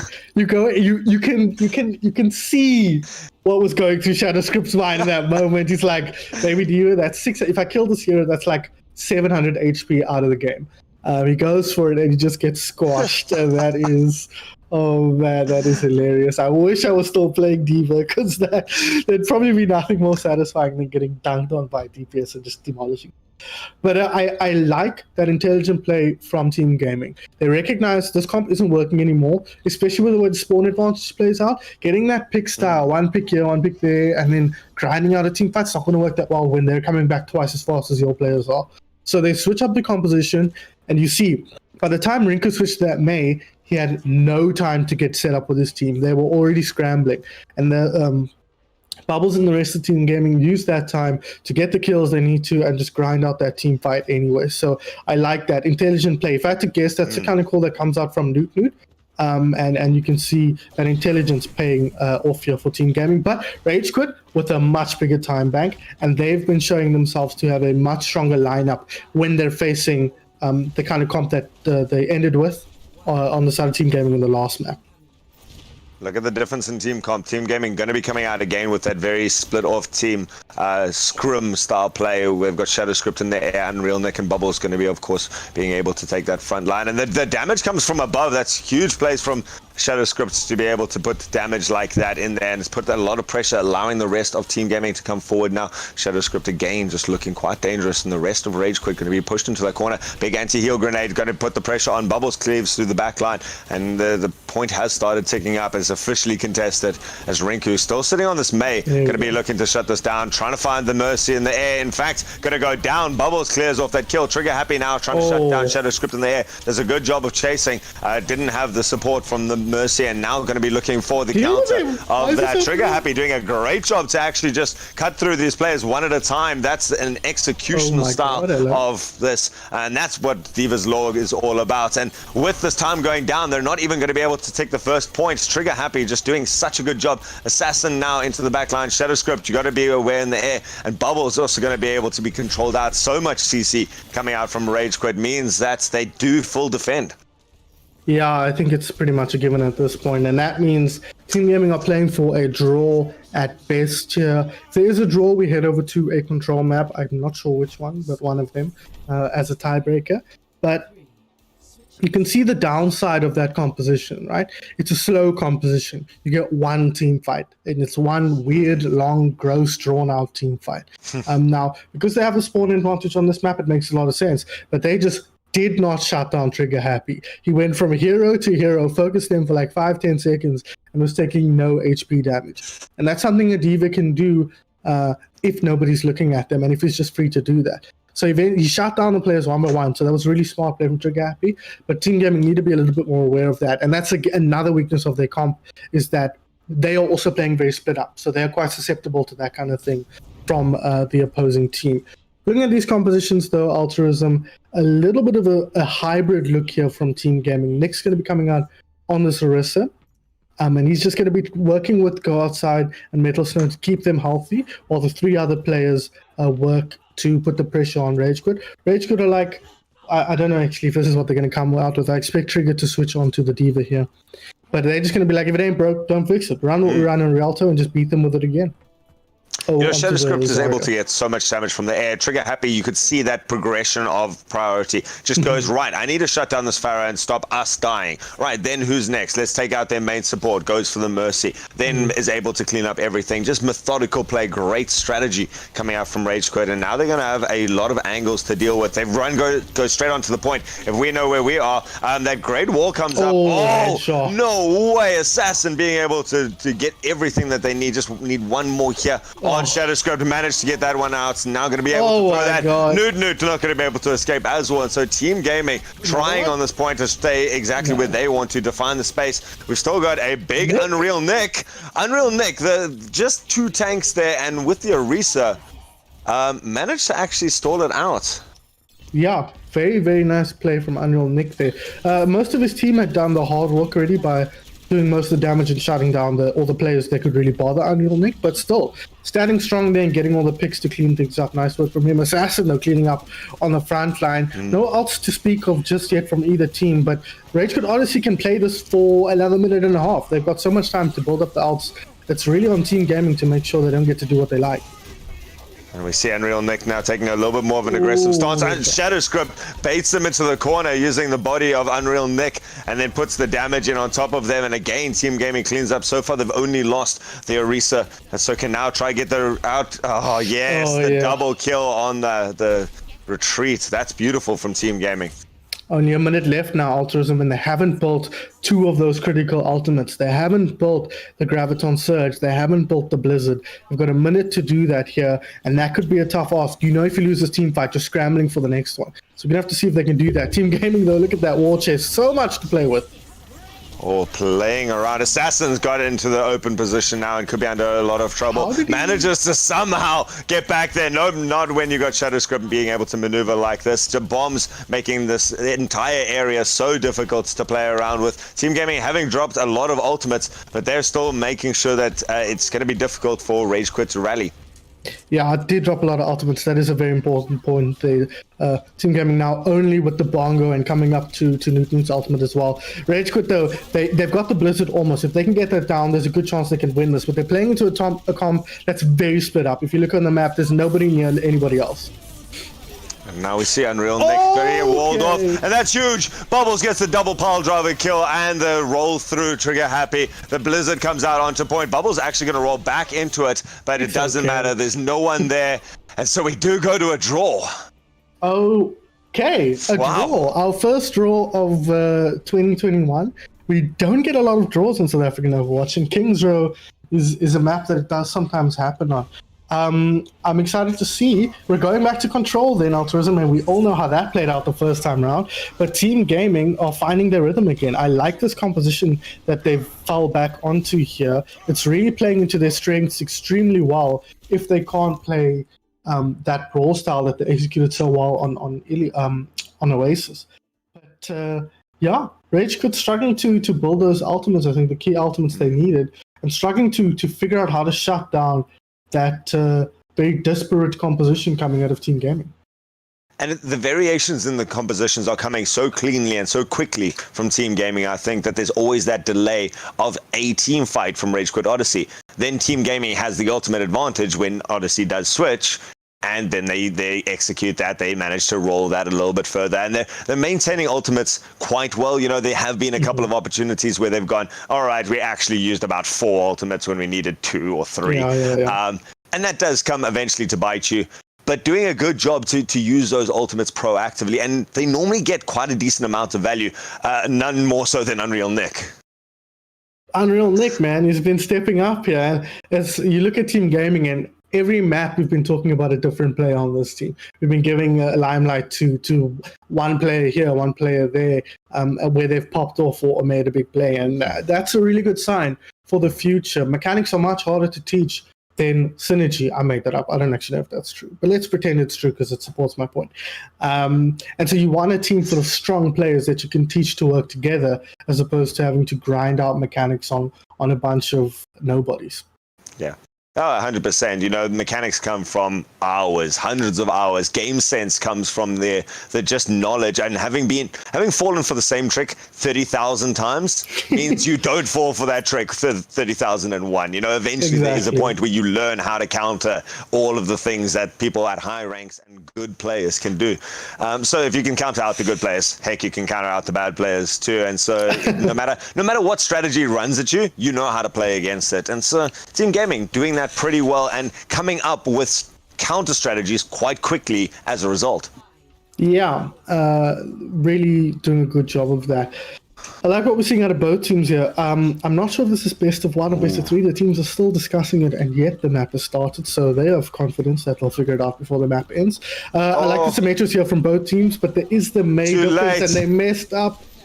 Oh, Shadow Scrubs did not get that teleporter down fast enough, and now they're running into the complete setup from Rage Quit Odyssey. We talk about how important the first fight is, and Team Gaming going to be suffering a lot. They have managed to stabilize a little bit, haven't gone completely in there and thrown away their lives, so they're still going to try and fight it out, but they've lost a lot of the advantage. Unreal Nick trying to make some space. That great wall to shut off the rest of the aggression coming through, and it means that Bubbles now going to be going straight alone into this. They do take out Unreal Nick. Go outside, putting some damage in, and somehow managing to already get up that amplification matrix. Still Team Gaming going to be poking at this choke. We see the Symmetra wall. That's going to be pivotal in this. Be able to create a lot of safe space. Poor Newt going to go down on the side here. Assassin getting up to great charge. But Shadow Scrub's going to be the spirit of Symmetra here. Has managed to get up that higher charge and stay alive. And it is going to be Team Gaming going to be able to not just take this point, contest it the whole time, so don't give up any percentage. And still the reinforcements come in. Go outside. The Earth Shadow to secure the kill, but doesn't manage to do it. Go outside, gonna flee with those mines, dropping the tire, the coming back in towards the center, forces out the beat, and still rolling around the outside, creating this danger zone. Finally manages to take out Shadow. The rest of Rage Quit coming back in, though. Still have a lot of blue bodies to fight into, notably Shadow Script, who goes down, gets cleaved across. Unreal Nick somehow still alive, and with that sort of zone presence, we finally get a percentage. Yo, take a breath, Altruism. That was a long one. Neither team giving up the point on that occasion. And Team Gaming somehow grinding that out. But that's kind of team fights have been taking the whole game. So they put themselves in this unfortunate position of coming into the worst position and actually grinding it through. Really nice work from them. Pushing forward now, though, is Rage Quit Odyssey. They're not going to let that go lightly. The Symmetra wall is going to be big. Trigger Happy has an opportunity to control where they need to, but they need to clear the Sim turrets first. And so the Gravitic Flux comes up, stops any aggression. In fact, opens up an opportunity to dive into the background. Does even manage to get Bubbles, and so this is going to counter out the double shield there. Going to be making sure that Unreal Nick, and you can see there's a little bit of respect. Everyone's staying just outside of that mech range, not wanting to fall for that. Still contested though by Team Gaming, but not for long. 44% in the clock, you're pretty happy with that. They are quite low on ultimates coming to this next fight, close to a lot, but they'll be fighting into another shield wall from Assassin Symmetra and an Earth Shadow here, so Bubble's going to have to play a little bit slower. But with Go Outside on his team, he knows he can probably win the shield battle, and that's going to be really helpful, helping him build up a quick shadow and countering the opponents. They've got so much counterplay. They've got Assassin with the Symmetra wall, going to be able to shut down, and they are going to use it. They've got to survive this Riptire, though. It doesn't care about half the wall. So rolling around to the background is going to jump above 4. It takes out the team. He finds the pick that they need to, and now the rest of Team Gaming are going to be able to coalesce on this point. Such a clean execution there, and what a props to Go Outside. Oh man, we might have 2 Junkrat Tire players of the week in a row here, because that 4K bailing his team out there. They were in an okay position, but I mean, obviously that just seals the deal. 1 ultimate team fight win. I think he'll take that every single time, and now they're in commanding position once again. They're controlling the outside with that May War and the Immortality Field. It's going to be Rage Quit trying to dictate the space. They're fighting into this beat. A great, again, heads-up play from Newt to throw this out. And so they can start surviving just enough to be able to push back the attempt from Rage Quit Odyssey. Yeah. Really nice play from them. It was pretty cheap as well. They're building up towards a few other ultimates now. Rage Quit struggling to build this May ulti. We've seen that a couple of times now where Rinku not able to get the damage down here, playing into this Reinhardt shield and the Diva Matrix. So unfortunate for him, but they really haven't been able to close in, and get the May to get a ton of value here, especially on the attack, relatively speaking. But now putting Bubbles under pressure. And the Immortality Field forced out early, and the tank's going to be going down so quickly. Even Go Outside managing to get the trigger. They're looking to take out the May now. We do see a May ult. Yep, that is going to go onto the point. So it doesn't help if you can't do any damage and kill anyone with it, though. Yeah, unfortunately, everyone was dead by the time he'd gotten onto that. Gotten that May ulti. So. Odyssey, man, struggling on this control point. They looked so good on Rialto. They looked pretty good on King's Row. But when you get to this point, when you get to control this lot more mechanically intensive map type, Team Gaming just fight on through. And that was not a mechanics map, though, composition. That was all teamwork, all synergy. And I really, really like Bubbles, guard side on the Junkrat there. There's every chance you come out looking so silly on that hero, but he made it look perfect for the moment. Exactly. You know, they're dictating it, and now a very interesting swap up coming out. Unreal Nick going to be going for that Roadhog, looking for a nice pick composition, going to be able to put a lot of pressure on. Rico Herrera and Assassin still going to be controlling these zones with this spam damage from the Junkrat and the turrets from the Symmetra. And so going to be able to fortify quite nicely. They're going to have to worry about Bubbles charging through like that, though.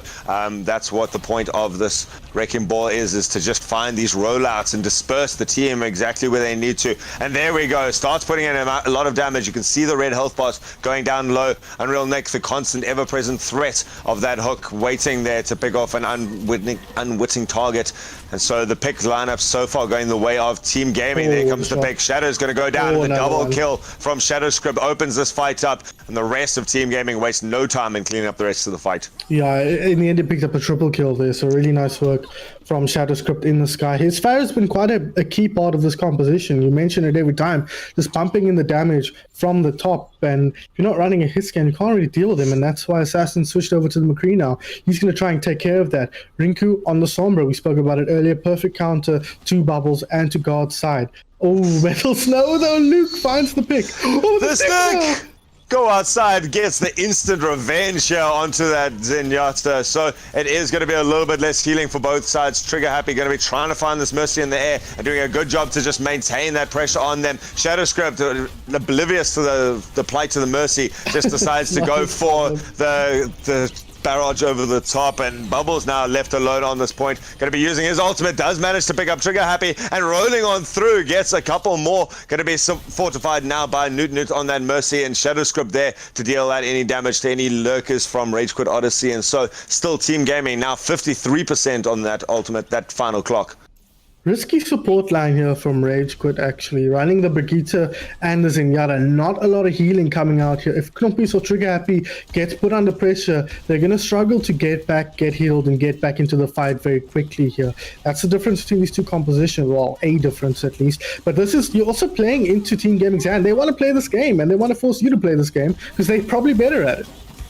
Oh, 100%. And, you know, with Shadow Scripts being able to lob in rockets like that constantly, and Unreal Nick always there with that hook, it means that you've really got to be able to heal through it very quickly if someone does get put under pressure quickly. Instead, that consistency coming out from Metal Snow and Newt being able to keep the team alive. So far, Rage Quit, though, looking for this. It's up to Assassin to try and get some more pressure. Oh, just the blink out from Go Outside manages to keep him alive. Now the Transcendence, they do manage to turn the point. They use that to stay alive at the very end. The hook comes out. Gonna fall. Rico Herrera tries to get the hack off, just gets taken down, and the rest of Rage Quit now gonna fall as a result. Oh, Diva Bomb coming out here. Gonna try and get some kills. Just gonna clear the point, really. There's a couple of people on the point, but this is still Team Gaming's fight here. If they can just clean these people up, but they need to do that. The Sprinkler comes out. It's going to be mostly eaten by the defense matrix, but struggle city here for Rage Quit. They're now trying to run through, and they've still got to get around those bombs.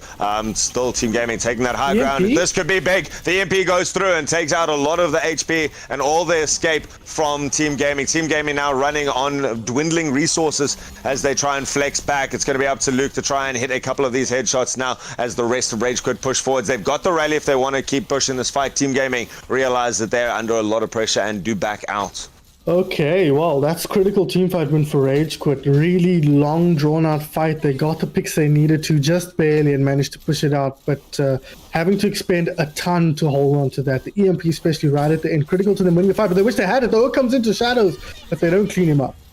The rally comes out. This is going to make it very difficult for Team Gaming to try and push in here. You can see them just hesitating back, especially as Assassin manages to get the one pick. And so Team Gaming still hanging around, trying to maybe get back, but not nearly fast enough. Still even trying to put some pressure on themselves as Assassin and the rest of them go forward. Assassin going to get hooked as we talk about him. Trigger happy now, having to try and regroup with the rest of the dwindling supplies of Rage Quit Odyssey. Their lives are being forfeit left, right, and center. They do manage to pick up a counter kill. Trigger happy as the baby diva comes through. Go outside looking for the stick. Does manage to put it on the ground. Still gets the Brigida and follows through onto the Sombra. And so it is going to be Team Gaming. Never say die is this team's motto, it seems. The Transcendent's going to be keeping this alive for a little bit longer. Bubbles is there, but no one really looking to put a lot of damage. And Bubbles again building up to this ultimate means that they can put some pressure. That stops the time and no one gets back. Damn, that was sudden turn of events there.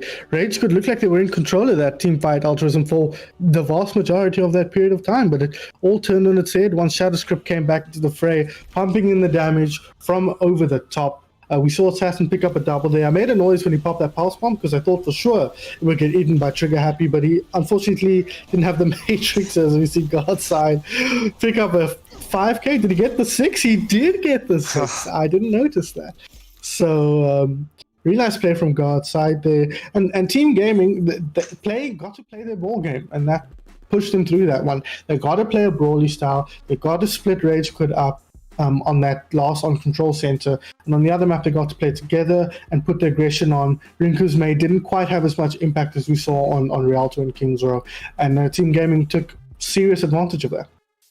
Oh, 100%. Team Gaming knew when to push forward, and a lot of it seemed to come down to they were winning those individual fights that you were talking about. They were able to get some big counter plays onto the side of Rage Quit. So Rage Quit coming together and fighting nicely as a team. They always stuck together, whether they were running the Symmetra, whether they were running even just there at the end with Rinku on the Mei.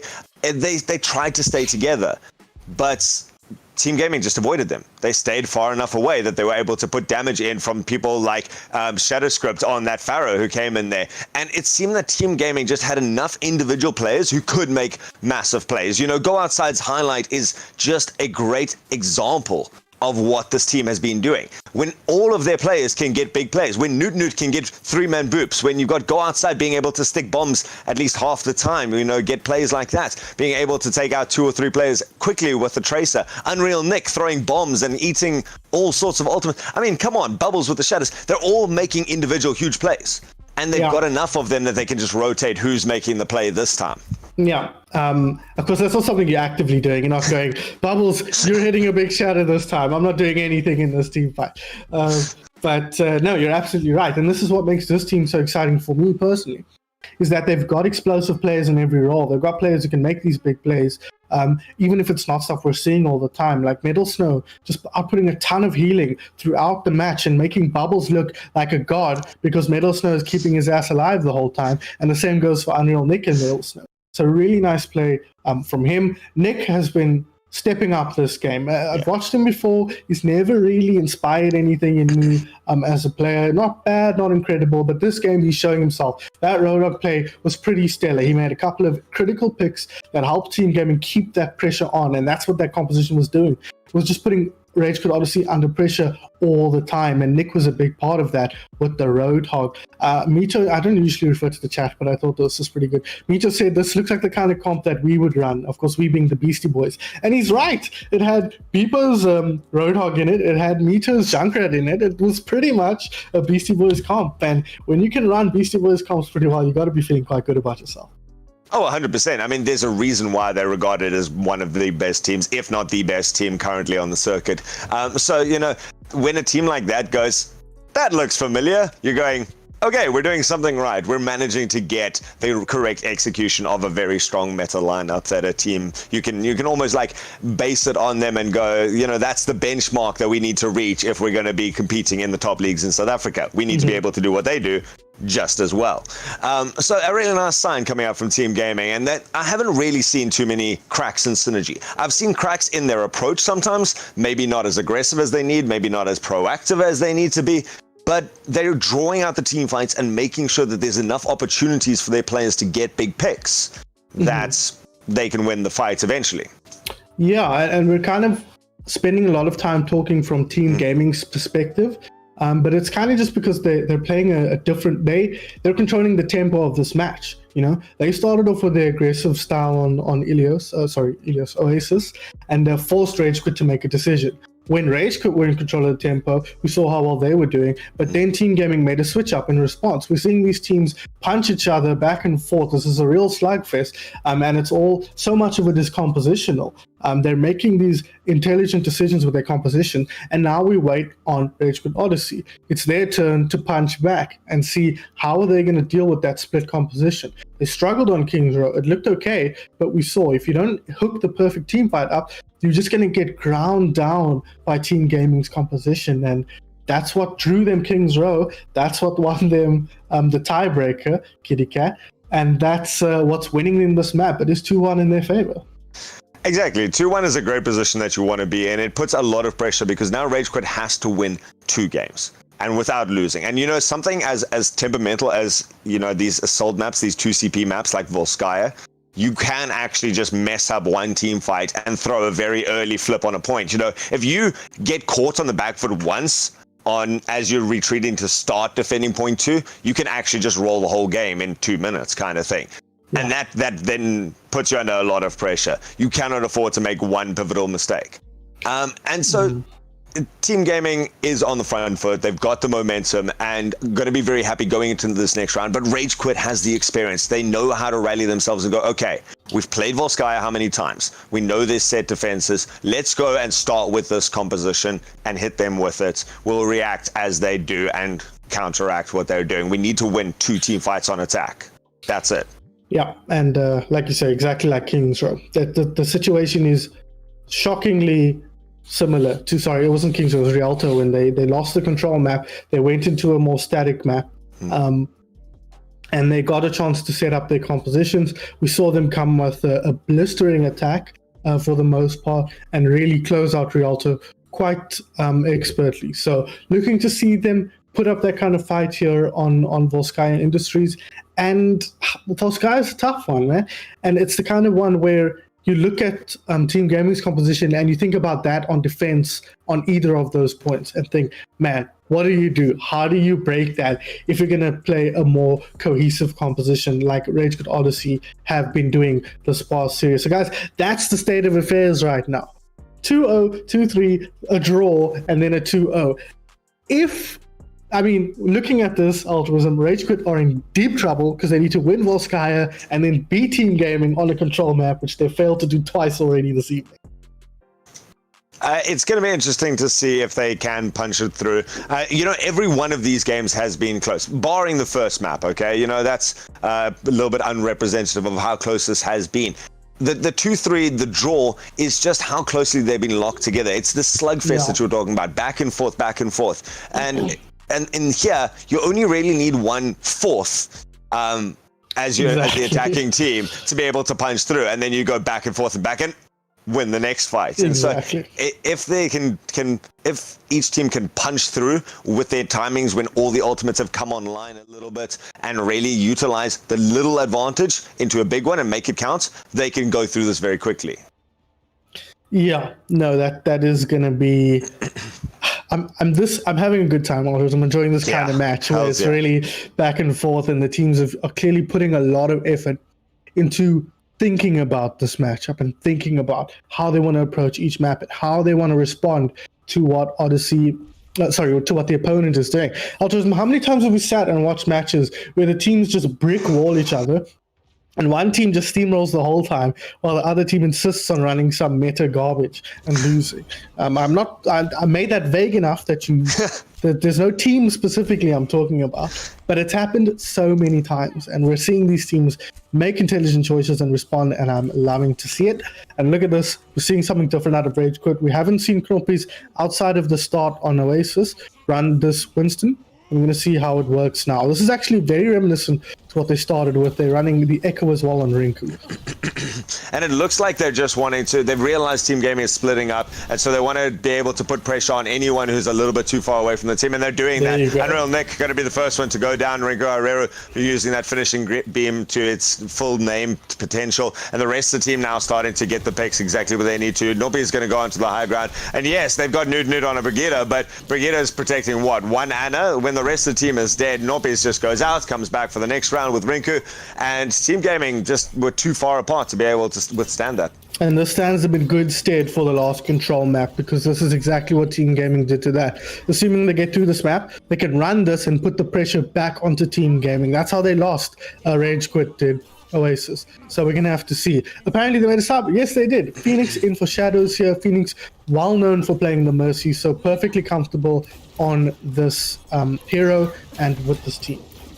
All right, so the dive comes out. Team Gaming now wanting to put it on a little bit of aggression towards it, realizing the style that Rage Quit is selected for this. And we see now Pale Native going to be going through their Shadow Script, manages to take out Rinku, who dived very deep into the back line. And again, the mirror matchup comes out with Go Outside managing to take out the other McCree. Nopi is standing very deep there for a very long time. Team Gaming managed to stabilize a little bit here. Yeah, Peach was just pointing out now we were not paying attention because there were two substitutes for Rage Quit Odyssey here. They brought Pale Native in for Trigger Happy as well. Pale Native also well known for lots of big bombs, so two players fulfilling a similar kind of role here. But I'm very interested to see. This is a risky call to make when your life is on the line here. Bring in two substitutes and see what kind of effect they can have. They obviously trust these two players and what they can bring to the team on this map. So I'm excited to see if it works, it's a stroke of genius. If it doesn't, you have to start asking questions. Power sub, I mean, does that say anything about their mentality? We see Go Outside in a very nice position here for the ultimate. Doesn't actually manage to get any of the kills, but puts in some good damage. And so Assassin now going to be trying to escape from the side, wants to try their own McCree shenanigans. Nopi is going to be taking out the counter McCree. Even Shadow Script wants to get in the McCree action, replicating that up and trying for something on the point. We do see a good bomb stay there to try and get some percentage up, get some zone presence, but there's still a lot of Team Gaming here, including that rally being able to keep so many people alive on here, that Assassin, JDB, and Rinko Herrero not being able to get the picks that they need. And it is going to be a drawn-out fight going in the way of Team Gaming. We do see Rinko rejoining this fight, maybe trying to get something. JDB is also around, but running into their backline is taking them away for a little bit. Doesn't manage to get any kills, though. That was a drawn-out fight. Again, though, I would have liked to have seen Rage Quit disengage a little bit earlier there. This is the kind of point where the map spawns are coming critically, and you want to take a nice clean team fight. You can't really take these drawn out team fights if you're going to be trading kills. You can take it, but it needs to be a little bit quicker and cleaner. Shadow Script in a very dangerous position. Somehow managing to get out of that. I'm not sure 100%. Does manage to get out this time as well. Just those Zarya bubbles coming in clutch. Great play from Unreal Nick to be expected. Now Assassin setting up with this high noon. Doesn't manage to roll the gap, but is setting up on the side here. Going to be able to try and just clear out this point. Oh, gets punched into the wall. Shadow Script. That's a 1,000-yard stare and even longer jump. Managing to get that. Deadeye not going to come out in this fight. And that's what we're talking about, right? You lose one player like that, you kind of have dismantled the attack already, because they don't want to come in players short. They're already struggling to win team fights with 6, sorry. So when you reduce their numbers like that, even if you get the trade, it's still a tough position for the attacking team. They're coming in with ultimates here, but they're fighting into a lot of ultimates as well. Go Outside places this from a very interesting position, baits out the Diva, and so Diva manages to reset this. Instead, the High Noon's going to go the other way. The Sleep comes out to shut that down. Rinko Herrero going to be looking for the replicate now. Doesn't really need it. The rest of Team Gaming going to be pushing into the back line. Bubbles diving deep, going to be putting a lot of pressure on this Mercy. Jumps up into the air, does manage to take out Phoenix and leaps back towards safety. Unreal Nick going to be the one to instead clean up the rest of Rage Quit. And so, great fight so far from Team Gaming. Yeah, very, very nice fight from them. And they found their rhythm now with this dive composition. They're identifying targets perfectly and they're getting the kills they need to open this up. It's what we saw Rage Quit do so well. And they're doing a good job on the side of Team Gaming of not getting caught out of positions themselves. And that's really the key here. They've got a much more aggressive dive, but they're lacking that punching power, literally, of the Doomfist. Although, as I say that, Rinku's changed my mind here. Nope, doesn't get any power, gets the punch, but not anything to follow up. And now we see the shatter, the slam come through just after the Graviton surge. Huge try from the Team Gaming side, and it's opened up an opportunity. Go outside instead, going to be the one. Again, we just need one of these players to come through with a big play. This time it's Go Outside's chance, and he's going to even manage to take down Assassin on that and fight it out even against the Winston. So huge amount of damage to the fan, the hammer kill, and going to be taking on the Anna. One more shot, Luke going to be coming out, but Luke now left in a corner. Anna just goodbye, manages to get the kill, and then realizes. He's going to be holding that one over Go Outside for a while, because those guys used to be teammates. I don't know if they're still in touch. I'm sure they are, but yeah, he's going to be reminding Go Outside of that. Yeah, in fact, you can see in the chat here, Luke and Go Outside having a bit of a conversation. But yeah, you can't see. I can see. You just have to take my word for it. But yeah, they're struggling here. They used a couple of ultis in that one, did Rage Quit Odyssey, and time is burning away. Only a minute left here, not a lot to work with. Both support ultis up, and Bubbles at a very nice percentage there towards his own ulti.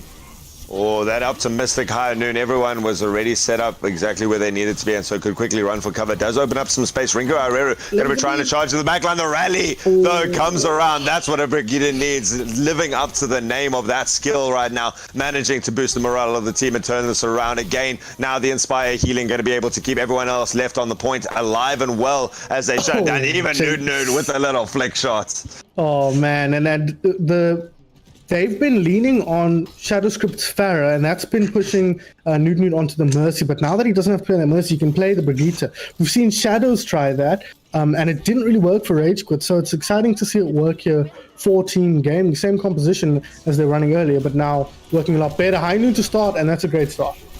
We see the Diva going in there, just sacrificing the mech to try and get out there. Pale Native is going to go down. Noppies is coming through here. Shadowscript comes from above, does manage to do a lot of space creation. Bubbles sitting on the top there with that Primal Rage, managing to fight it out. The Primal Rage from Noppy is not going to be as successful, though, as overtime is going to tick down. Second point hold for Team Gaming. Yeah, no ticks, no percent gained at all for Rage Quit Odyssey. So remember, guys, they are 2-1 down here. They need to win this if they're going to stay in the series and take us to our 6th map. But it's looking dire. Full holding first point is tough, and they don't want to get forced into another tie where they get to play the control map, and then if they win that, pay more control map. I think they'd be so tired of control map.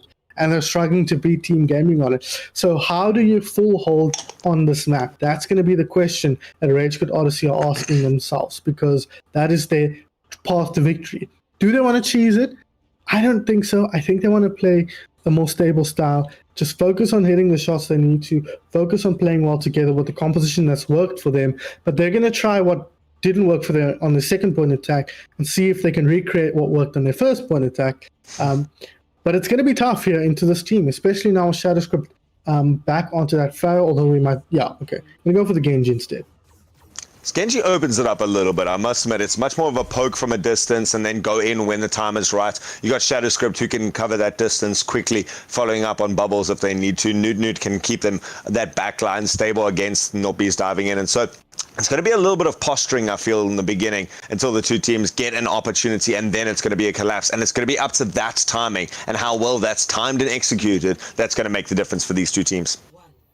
Yeah, that is going to be key here as they get aggressive here. I know Nick's been leading on the Sari. I'm surprised by that. I thought he was doing quite a good job on the Diva, but it looks like he just wants to help Bubbles get in there and punch quick and early. And look, you see exactly what he does there. Bubble onto the Winston as he goes in, uses his own bubble to get out. So nice play from Team Gaming here.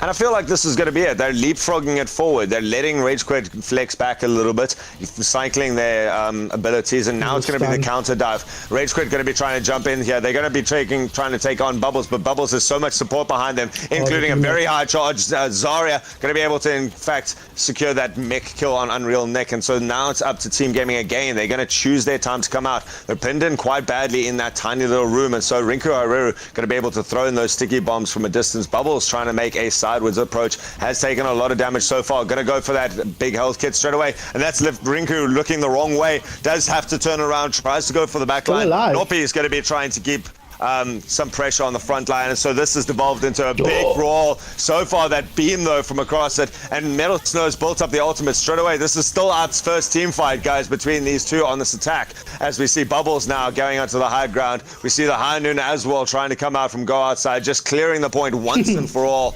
And they do manage to take it. That is going to be a first point here for Team Gaming. Oh, some squats from Bubbles as well. He's feeling himself today as they take down Rage Quit Odyssey in that team fight. Now it's Struggle City for Rage Quit Odyssey. They've got to put up with the momentum that's coming through here. Metal Snow choosing to commit the nano without the blade, but he's going to build that super quickly with the way Bubbles has been playing so aggressively. And that's where the question marks start to come for Rage Quit. How do we stop the nano blade when that comes out? And it's up to Team Gaming to now time when they want to use these ultimates. They've already got as well the Graviton Surge, but maybe they want to bait out the only last desperate line of defense here for Rage Quit. The Rage Quit going to commit the replicates. The High Noon going to come out as well, and Assassin's just got a monkey in his face. He does manage to go around it. And so Rage Quit dumping their ultimates, a great effectiveness. Team Gaming going to go down here, but they haven't wasted any of their own ults. That's true, but Rage Quit was quite clever in how they used ultimates there. Rinku, Planet of the Apes there, he went for the switch onto Bubbles, and that meant he could pump in so much damage. Knoppy's picked up a triple in that group of players on the high ground. That's because Rinku was with him, pumping in the damage with the second Winston. So it was a really nice play from them, and they've still got Knoppy's ultimate. If things start to get hairy, he can pop that and buy time for his team to respawn. Luke as well with the nano, that's more ways to keep his team alive, but they're going to start off with that. Well, Bubbles going very aggressive into the back line now, going to be trying to get this, and Shadowscript goes up, and that pole, that stop there manages to stop the Dragon Blade from coming out. Still Team Gaming looking very advanced here. They've got the Nano Blade out, and so they just remember, need to get this first tick. They need to clear it out. Here's Norpies with that Primal Rage trying to stall it out, like you said, but it's not going to be enough. Damn, Team Gaming, man, that was, what a game. But Team Gaming, you look at these two squads and you think Team Gaming looked the stronger of them. When they were on song, they were absolutely dominant. Other than that Kings Row map and the Rialto map where they struggled a bit, they took a bit of time, found their rhythm, found a composition that works for them, and punched back. And there you see the double monkey, Planet of the Apes there, Knoppis and Rinku Hareru pumping in a ton of damage. But what a game, Altruism. I'm so excited to see how both of these teams develop going forward, and especially if Team Gaming can start to take the fight to that upper echelon of teams. Enigma, Beastie Boys, Randburg, OG, those are the teams that they want to be fighting with. And so it's going to be interesting to see when they come up against them, are they going to show up or are they going to struggle? No, 100%. I agree with you. And it was nice to see Rage Quit also being able to pull out those sort of big plays. You know, they were able to get some very, very cool play of the games for themselves. And being able to play that double monkey there, one of the big problems about a single Winston on their own is they can only do a very limited amount of damage. You can do it to everyone, but you're going to kill your opponents at a certain rate. And so, you know, healing pretty much counters you out. You double that healing, you double that damage, and there was a nano grenade thrown in there. You know, we talked about how pivotal the supports were in here. The fact that all of the supports are making plays from both teams. We've got all the DPS making plays, the tanks leading charge and making plays from both sides. I think Team Gaming did more plays. They were able to get more pivotal team fight winning plays from all their plays. But Rage Quit has their own, and so as we can get these two teams to develop further, all the players have those skills. As they can start putting those playmaking plays together into 3 or 4 of them in a team fight, you can then start taking a team fight off any team when you can start linking those things up. And so I'm very excited to see how they do against the top teams in South Africa going forwards. Yeah, absolutely. And I'm glad we got to see these two teams playing as well as they did. We mentioned it kind of at the top of the broadcast, but they've sometimes struggling in the past to find their rhythm. And the players on Team Gaming, because of course they haven't really been a team for much period of time, but they are all players who, none of them are coming from top teams. It's not like they've got some superstar from ATK or 2CP or something like that. They've got a bunch of players from who we all looked at and said, these guys have potential if they can find a solid team. And they've now have a solid team. But when you have 6 players with potential works both ways. They can have the potential to be incredible and have the potential to be a disaster. And I'm so glad we're seeing them put the fight to a more established team. And this is the first step in Team Gaming's story of greatness or failure. We're going to look back at this and be like, they beat Odyssey. They looked super good while doing it, even if it was a close match. But they were resilient. They fought through a tough game, and they came out the victor. Are we going to look at their game against Enigma and say, this is where it started? Against BC Boys, this is where it started? Who knows? Odyssey, same story for them, but on the other side. How are they going to grow going forward? What are they going to look like in a few months' time once they've got more time to work as a team together? Because there's a lot of new players in that squad as well. And how are they going to integrate all their substitutes into the roster as well? We saw them make a sub. It didn't end up working out, but they felt like they needed to do something different. Like what they had wasn't going to work. And I think that's a good sign. And that's what I want to take away from this match to be altruistic. Yeah. Change is a good thing in this game, not only when it comes to rosters and compositions, but also in how you play in your play style. And I hope we see teams going forward identify that and really put it into practice. Oh, I love it. Overwatch, in my opinion, is at the best stage where so many different team comps are viable. You can play and mix and match with so much. We're not seeing just GOATs. Both teams running GOATs and playing the same comp every single match, and it's the team who executes it better. There's no bunker comp is everything. You have to play that. We're seeing this change up, and the fact that both teams are showing that initiative and that creativity to come up with solutions. And most of the solutions they came up with worked for a certain amount of time until they got counterpicked or counterplayed, or the team adapted a little bit. There's always going to be that back and forth, but the changes were pivotal. The changes were impactful. And so being able to make changes like that for both of these teams, and the players know how to execute it, you've got the experience, you've got the mechanical skill across a decent enough range of heroes, you can make something work. That's going to be a decent attempt against your opponents. Great state of South African Overwatch. Guys, there's still a lot of Overwatch to come. This is the Raving Mad Gamers Overwatch Last Man Standing tournament. This is only week 2. There are so many more games of Overwatch in the next couple of months, so I'm sure you're going to be wanting that. And your highlight from tonight, I've got to ask, Sun Phoenix, what was your favorite play, and what was your favorite, who is your MVP for the night? Favorite play, that's a tough one. We saw a couple of cool ones, but I think because it synergizes nicely with my player of the match, I'm going to go with Newt's boop right at the start there. That kind of set the tempo for the match. I think that actually the tempo was set from the first team fight when Team Gaming just slammed through Odyssey for the first map. But Newton, I think, has been key to the success, and he's also my player of the match. Fingers crossed he is the guy making the calls, because if he's not, then whoops. But I think his performance on the Lucio was extremely strong, backing up Shadow Script from the Mercy position as well. Also critical to this team's success. So yeah, Newton, my player of the match. It's a tough choice. Honestly, a case could be made for every single player here. And when the case could be made for every player, I pick the one that makes the decisions. And that is Newt. Fingers crossed, because it could be Bubbles as well. Still, regardless of whether it is, because the decisions made by the team were definitely great ones. So whoever is making that decision, like you say, deserves a lot of credit. Newt in their own right, just as a player, though, came out. We saw a couple of times the rallies from the Brigidas were pivotal to save the other support and be able to turn that pressure around, or just keep the team alive in general. We saw the Mercy place. We saw so much coming out from the Lucio, being able to get that boop, that pivotal boop, the one that won them the first map, managing to get the tempo for the team, but also putting out so many great sound barriers, just realizing when they were under a lot of pressure and doing that. So Newt did exactly what their role was in every one of the games, and so very valuable player. And I do hope they were the captain, because it would be nice to hear how this team is feeling for it, guys. So we are going to be able to get Newt in for the interview. We're not going to get Newt in because he's not available apparently. He is available. Newt is available. I misread that. I can't read apparently. Just to highlight a few other plays that were really fun. Shadowscript getting squished by the Diva remake was great. The huge ulti from God's side, that was also great. So there are a couple of moments that we'll look back and be like, yes, this was a fun game. A lot of cool things happened. Yeah.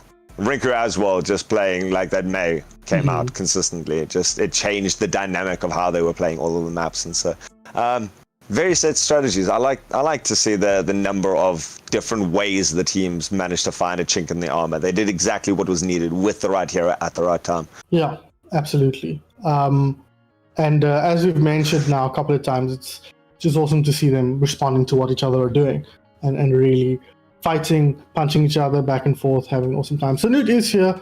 We are good to go. All right, let's jump in with Newt.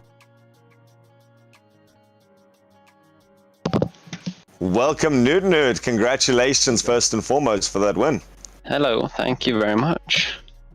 You have got to be feeling good. The one thing that we got to ask you before everything, were you the one, being such an experienced player, who was making the calls for the team and directing what your plan was?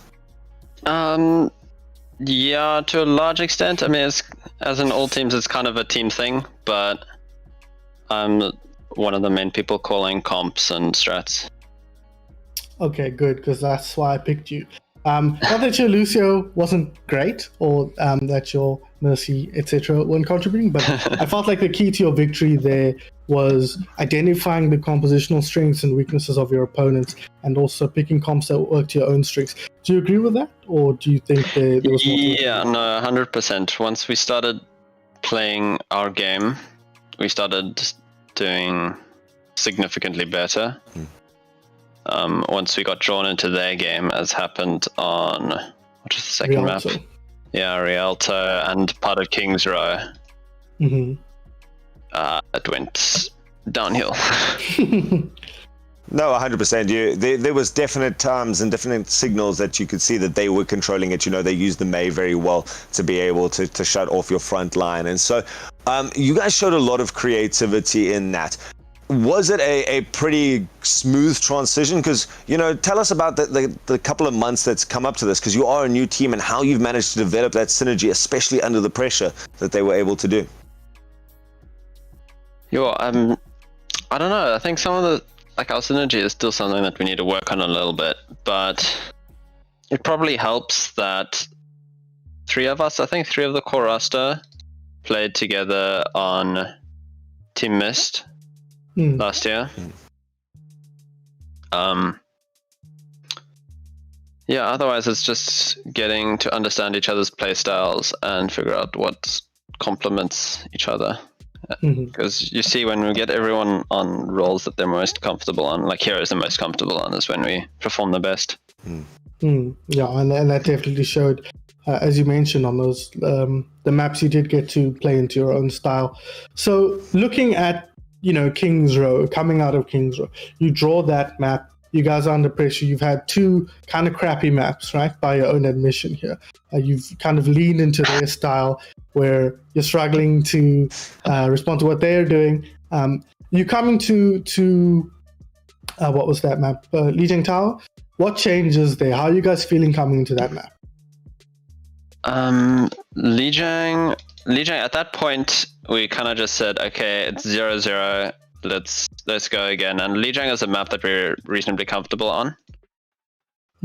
But I think it was just like mental reset. Game is 0-0. We play. We do our best, and we weren't sure if it was going to be best of 1 or best of 3. But it kind of didn't change our plan. Yeah. It was just we were playing to win every map. So awesome. It was a nice bit of rallying for the team. You guys always looked solid. You never looked like you were starting to have infighting or anything like that. You even in the final couple of maps, you spread out nicely and were able to get a couple of off angles and play a really nice crossfire, which takes a lot of cohesion considering the spread out. I'm interested to see what you feel about your team going forwards. This is obviously the beginning of the year's competitive Overwatch. We still got a long way in this tournament to go. How do you feel the potential, because that's what your team defines to me, is potential of each individual player being able to come together and make something special? How do you feel about your chances going forward? Yeah, I'm really keen to see how we match up against the top 4 or 5, whatever. Like, Odyssey for us was kind of, what's the word? The standard we had to beat to get into the top few teams. and to like cement our place there. So yeah, I think we're gonna take some maps off teams that maybe people didn't expect, and well, we'll see how the season progresses, but hopefully end up winning some games as well. So as an extension from that, like, where do you rank yourself? If we think about the top 4 being Randburg, Beastie Boys, Enigma, and OG, do you think you guys slot in just under that, or do you think you're going to be putting a realistic challenge to those top 4? Or do you think there's people who are better than you guys as well? I definitely think we can challenge at least like the bottom edge of those teams. Mm-hmm. I don't see any other teams pushing ahead of that, like coming into that top 5. Mm-hmm. But I mean, from our performance in the Metal State Cup, we had an incredibly close game against Enigma. Mm-hmm.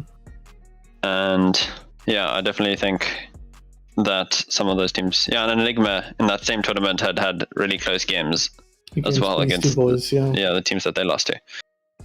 So I think we might not come out on top of that, but we're definitely we can't be ignored. We can't be left out. Awesome. Oh, 100% think that defines you guys. I'm very excited to see the rest of your career going forwards, and I'm sure a lot of your fans are as well. I'm sure you made a couple of new fans tonight with the way you guys were able to play, and the drama of the way you guys were able to win team fights even after they seemed lost for like a minute.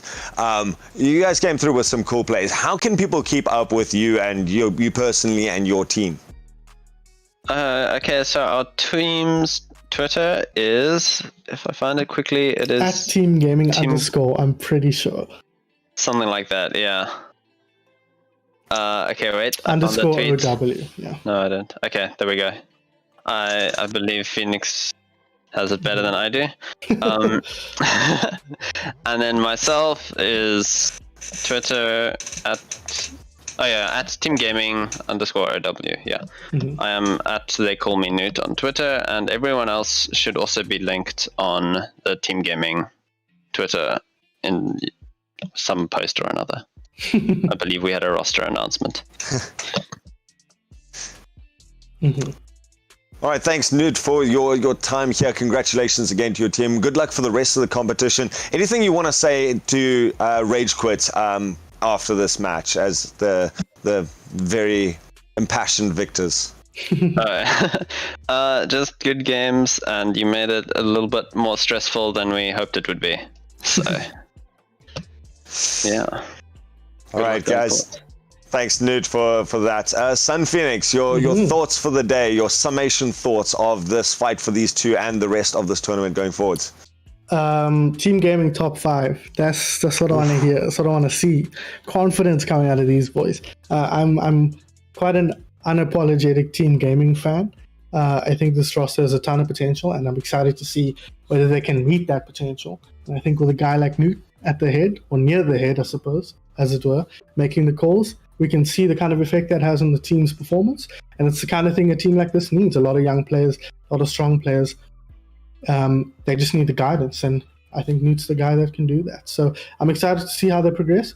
And I like what Newt also said about Rage Quit being the standard bearer of a strong team. If you beat Rage Quit, Rage Quit Odyssey specifically, you're a pretty strong team. And I think that's quite a good mark for Rage Quit as well.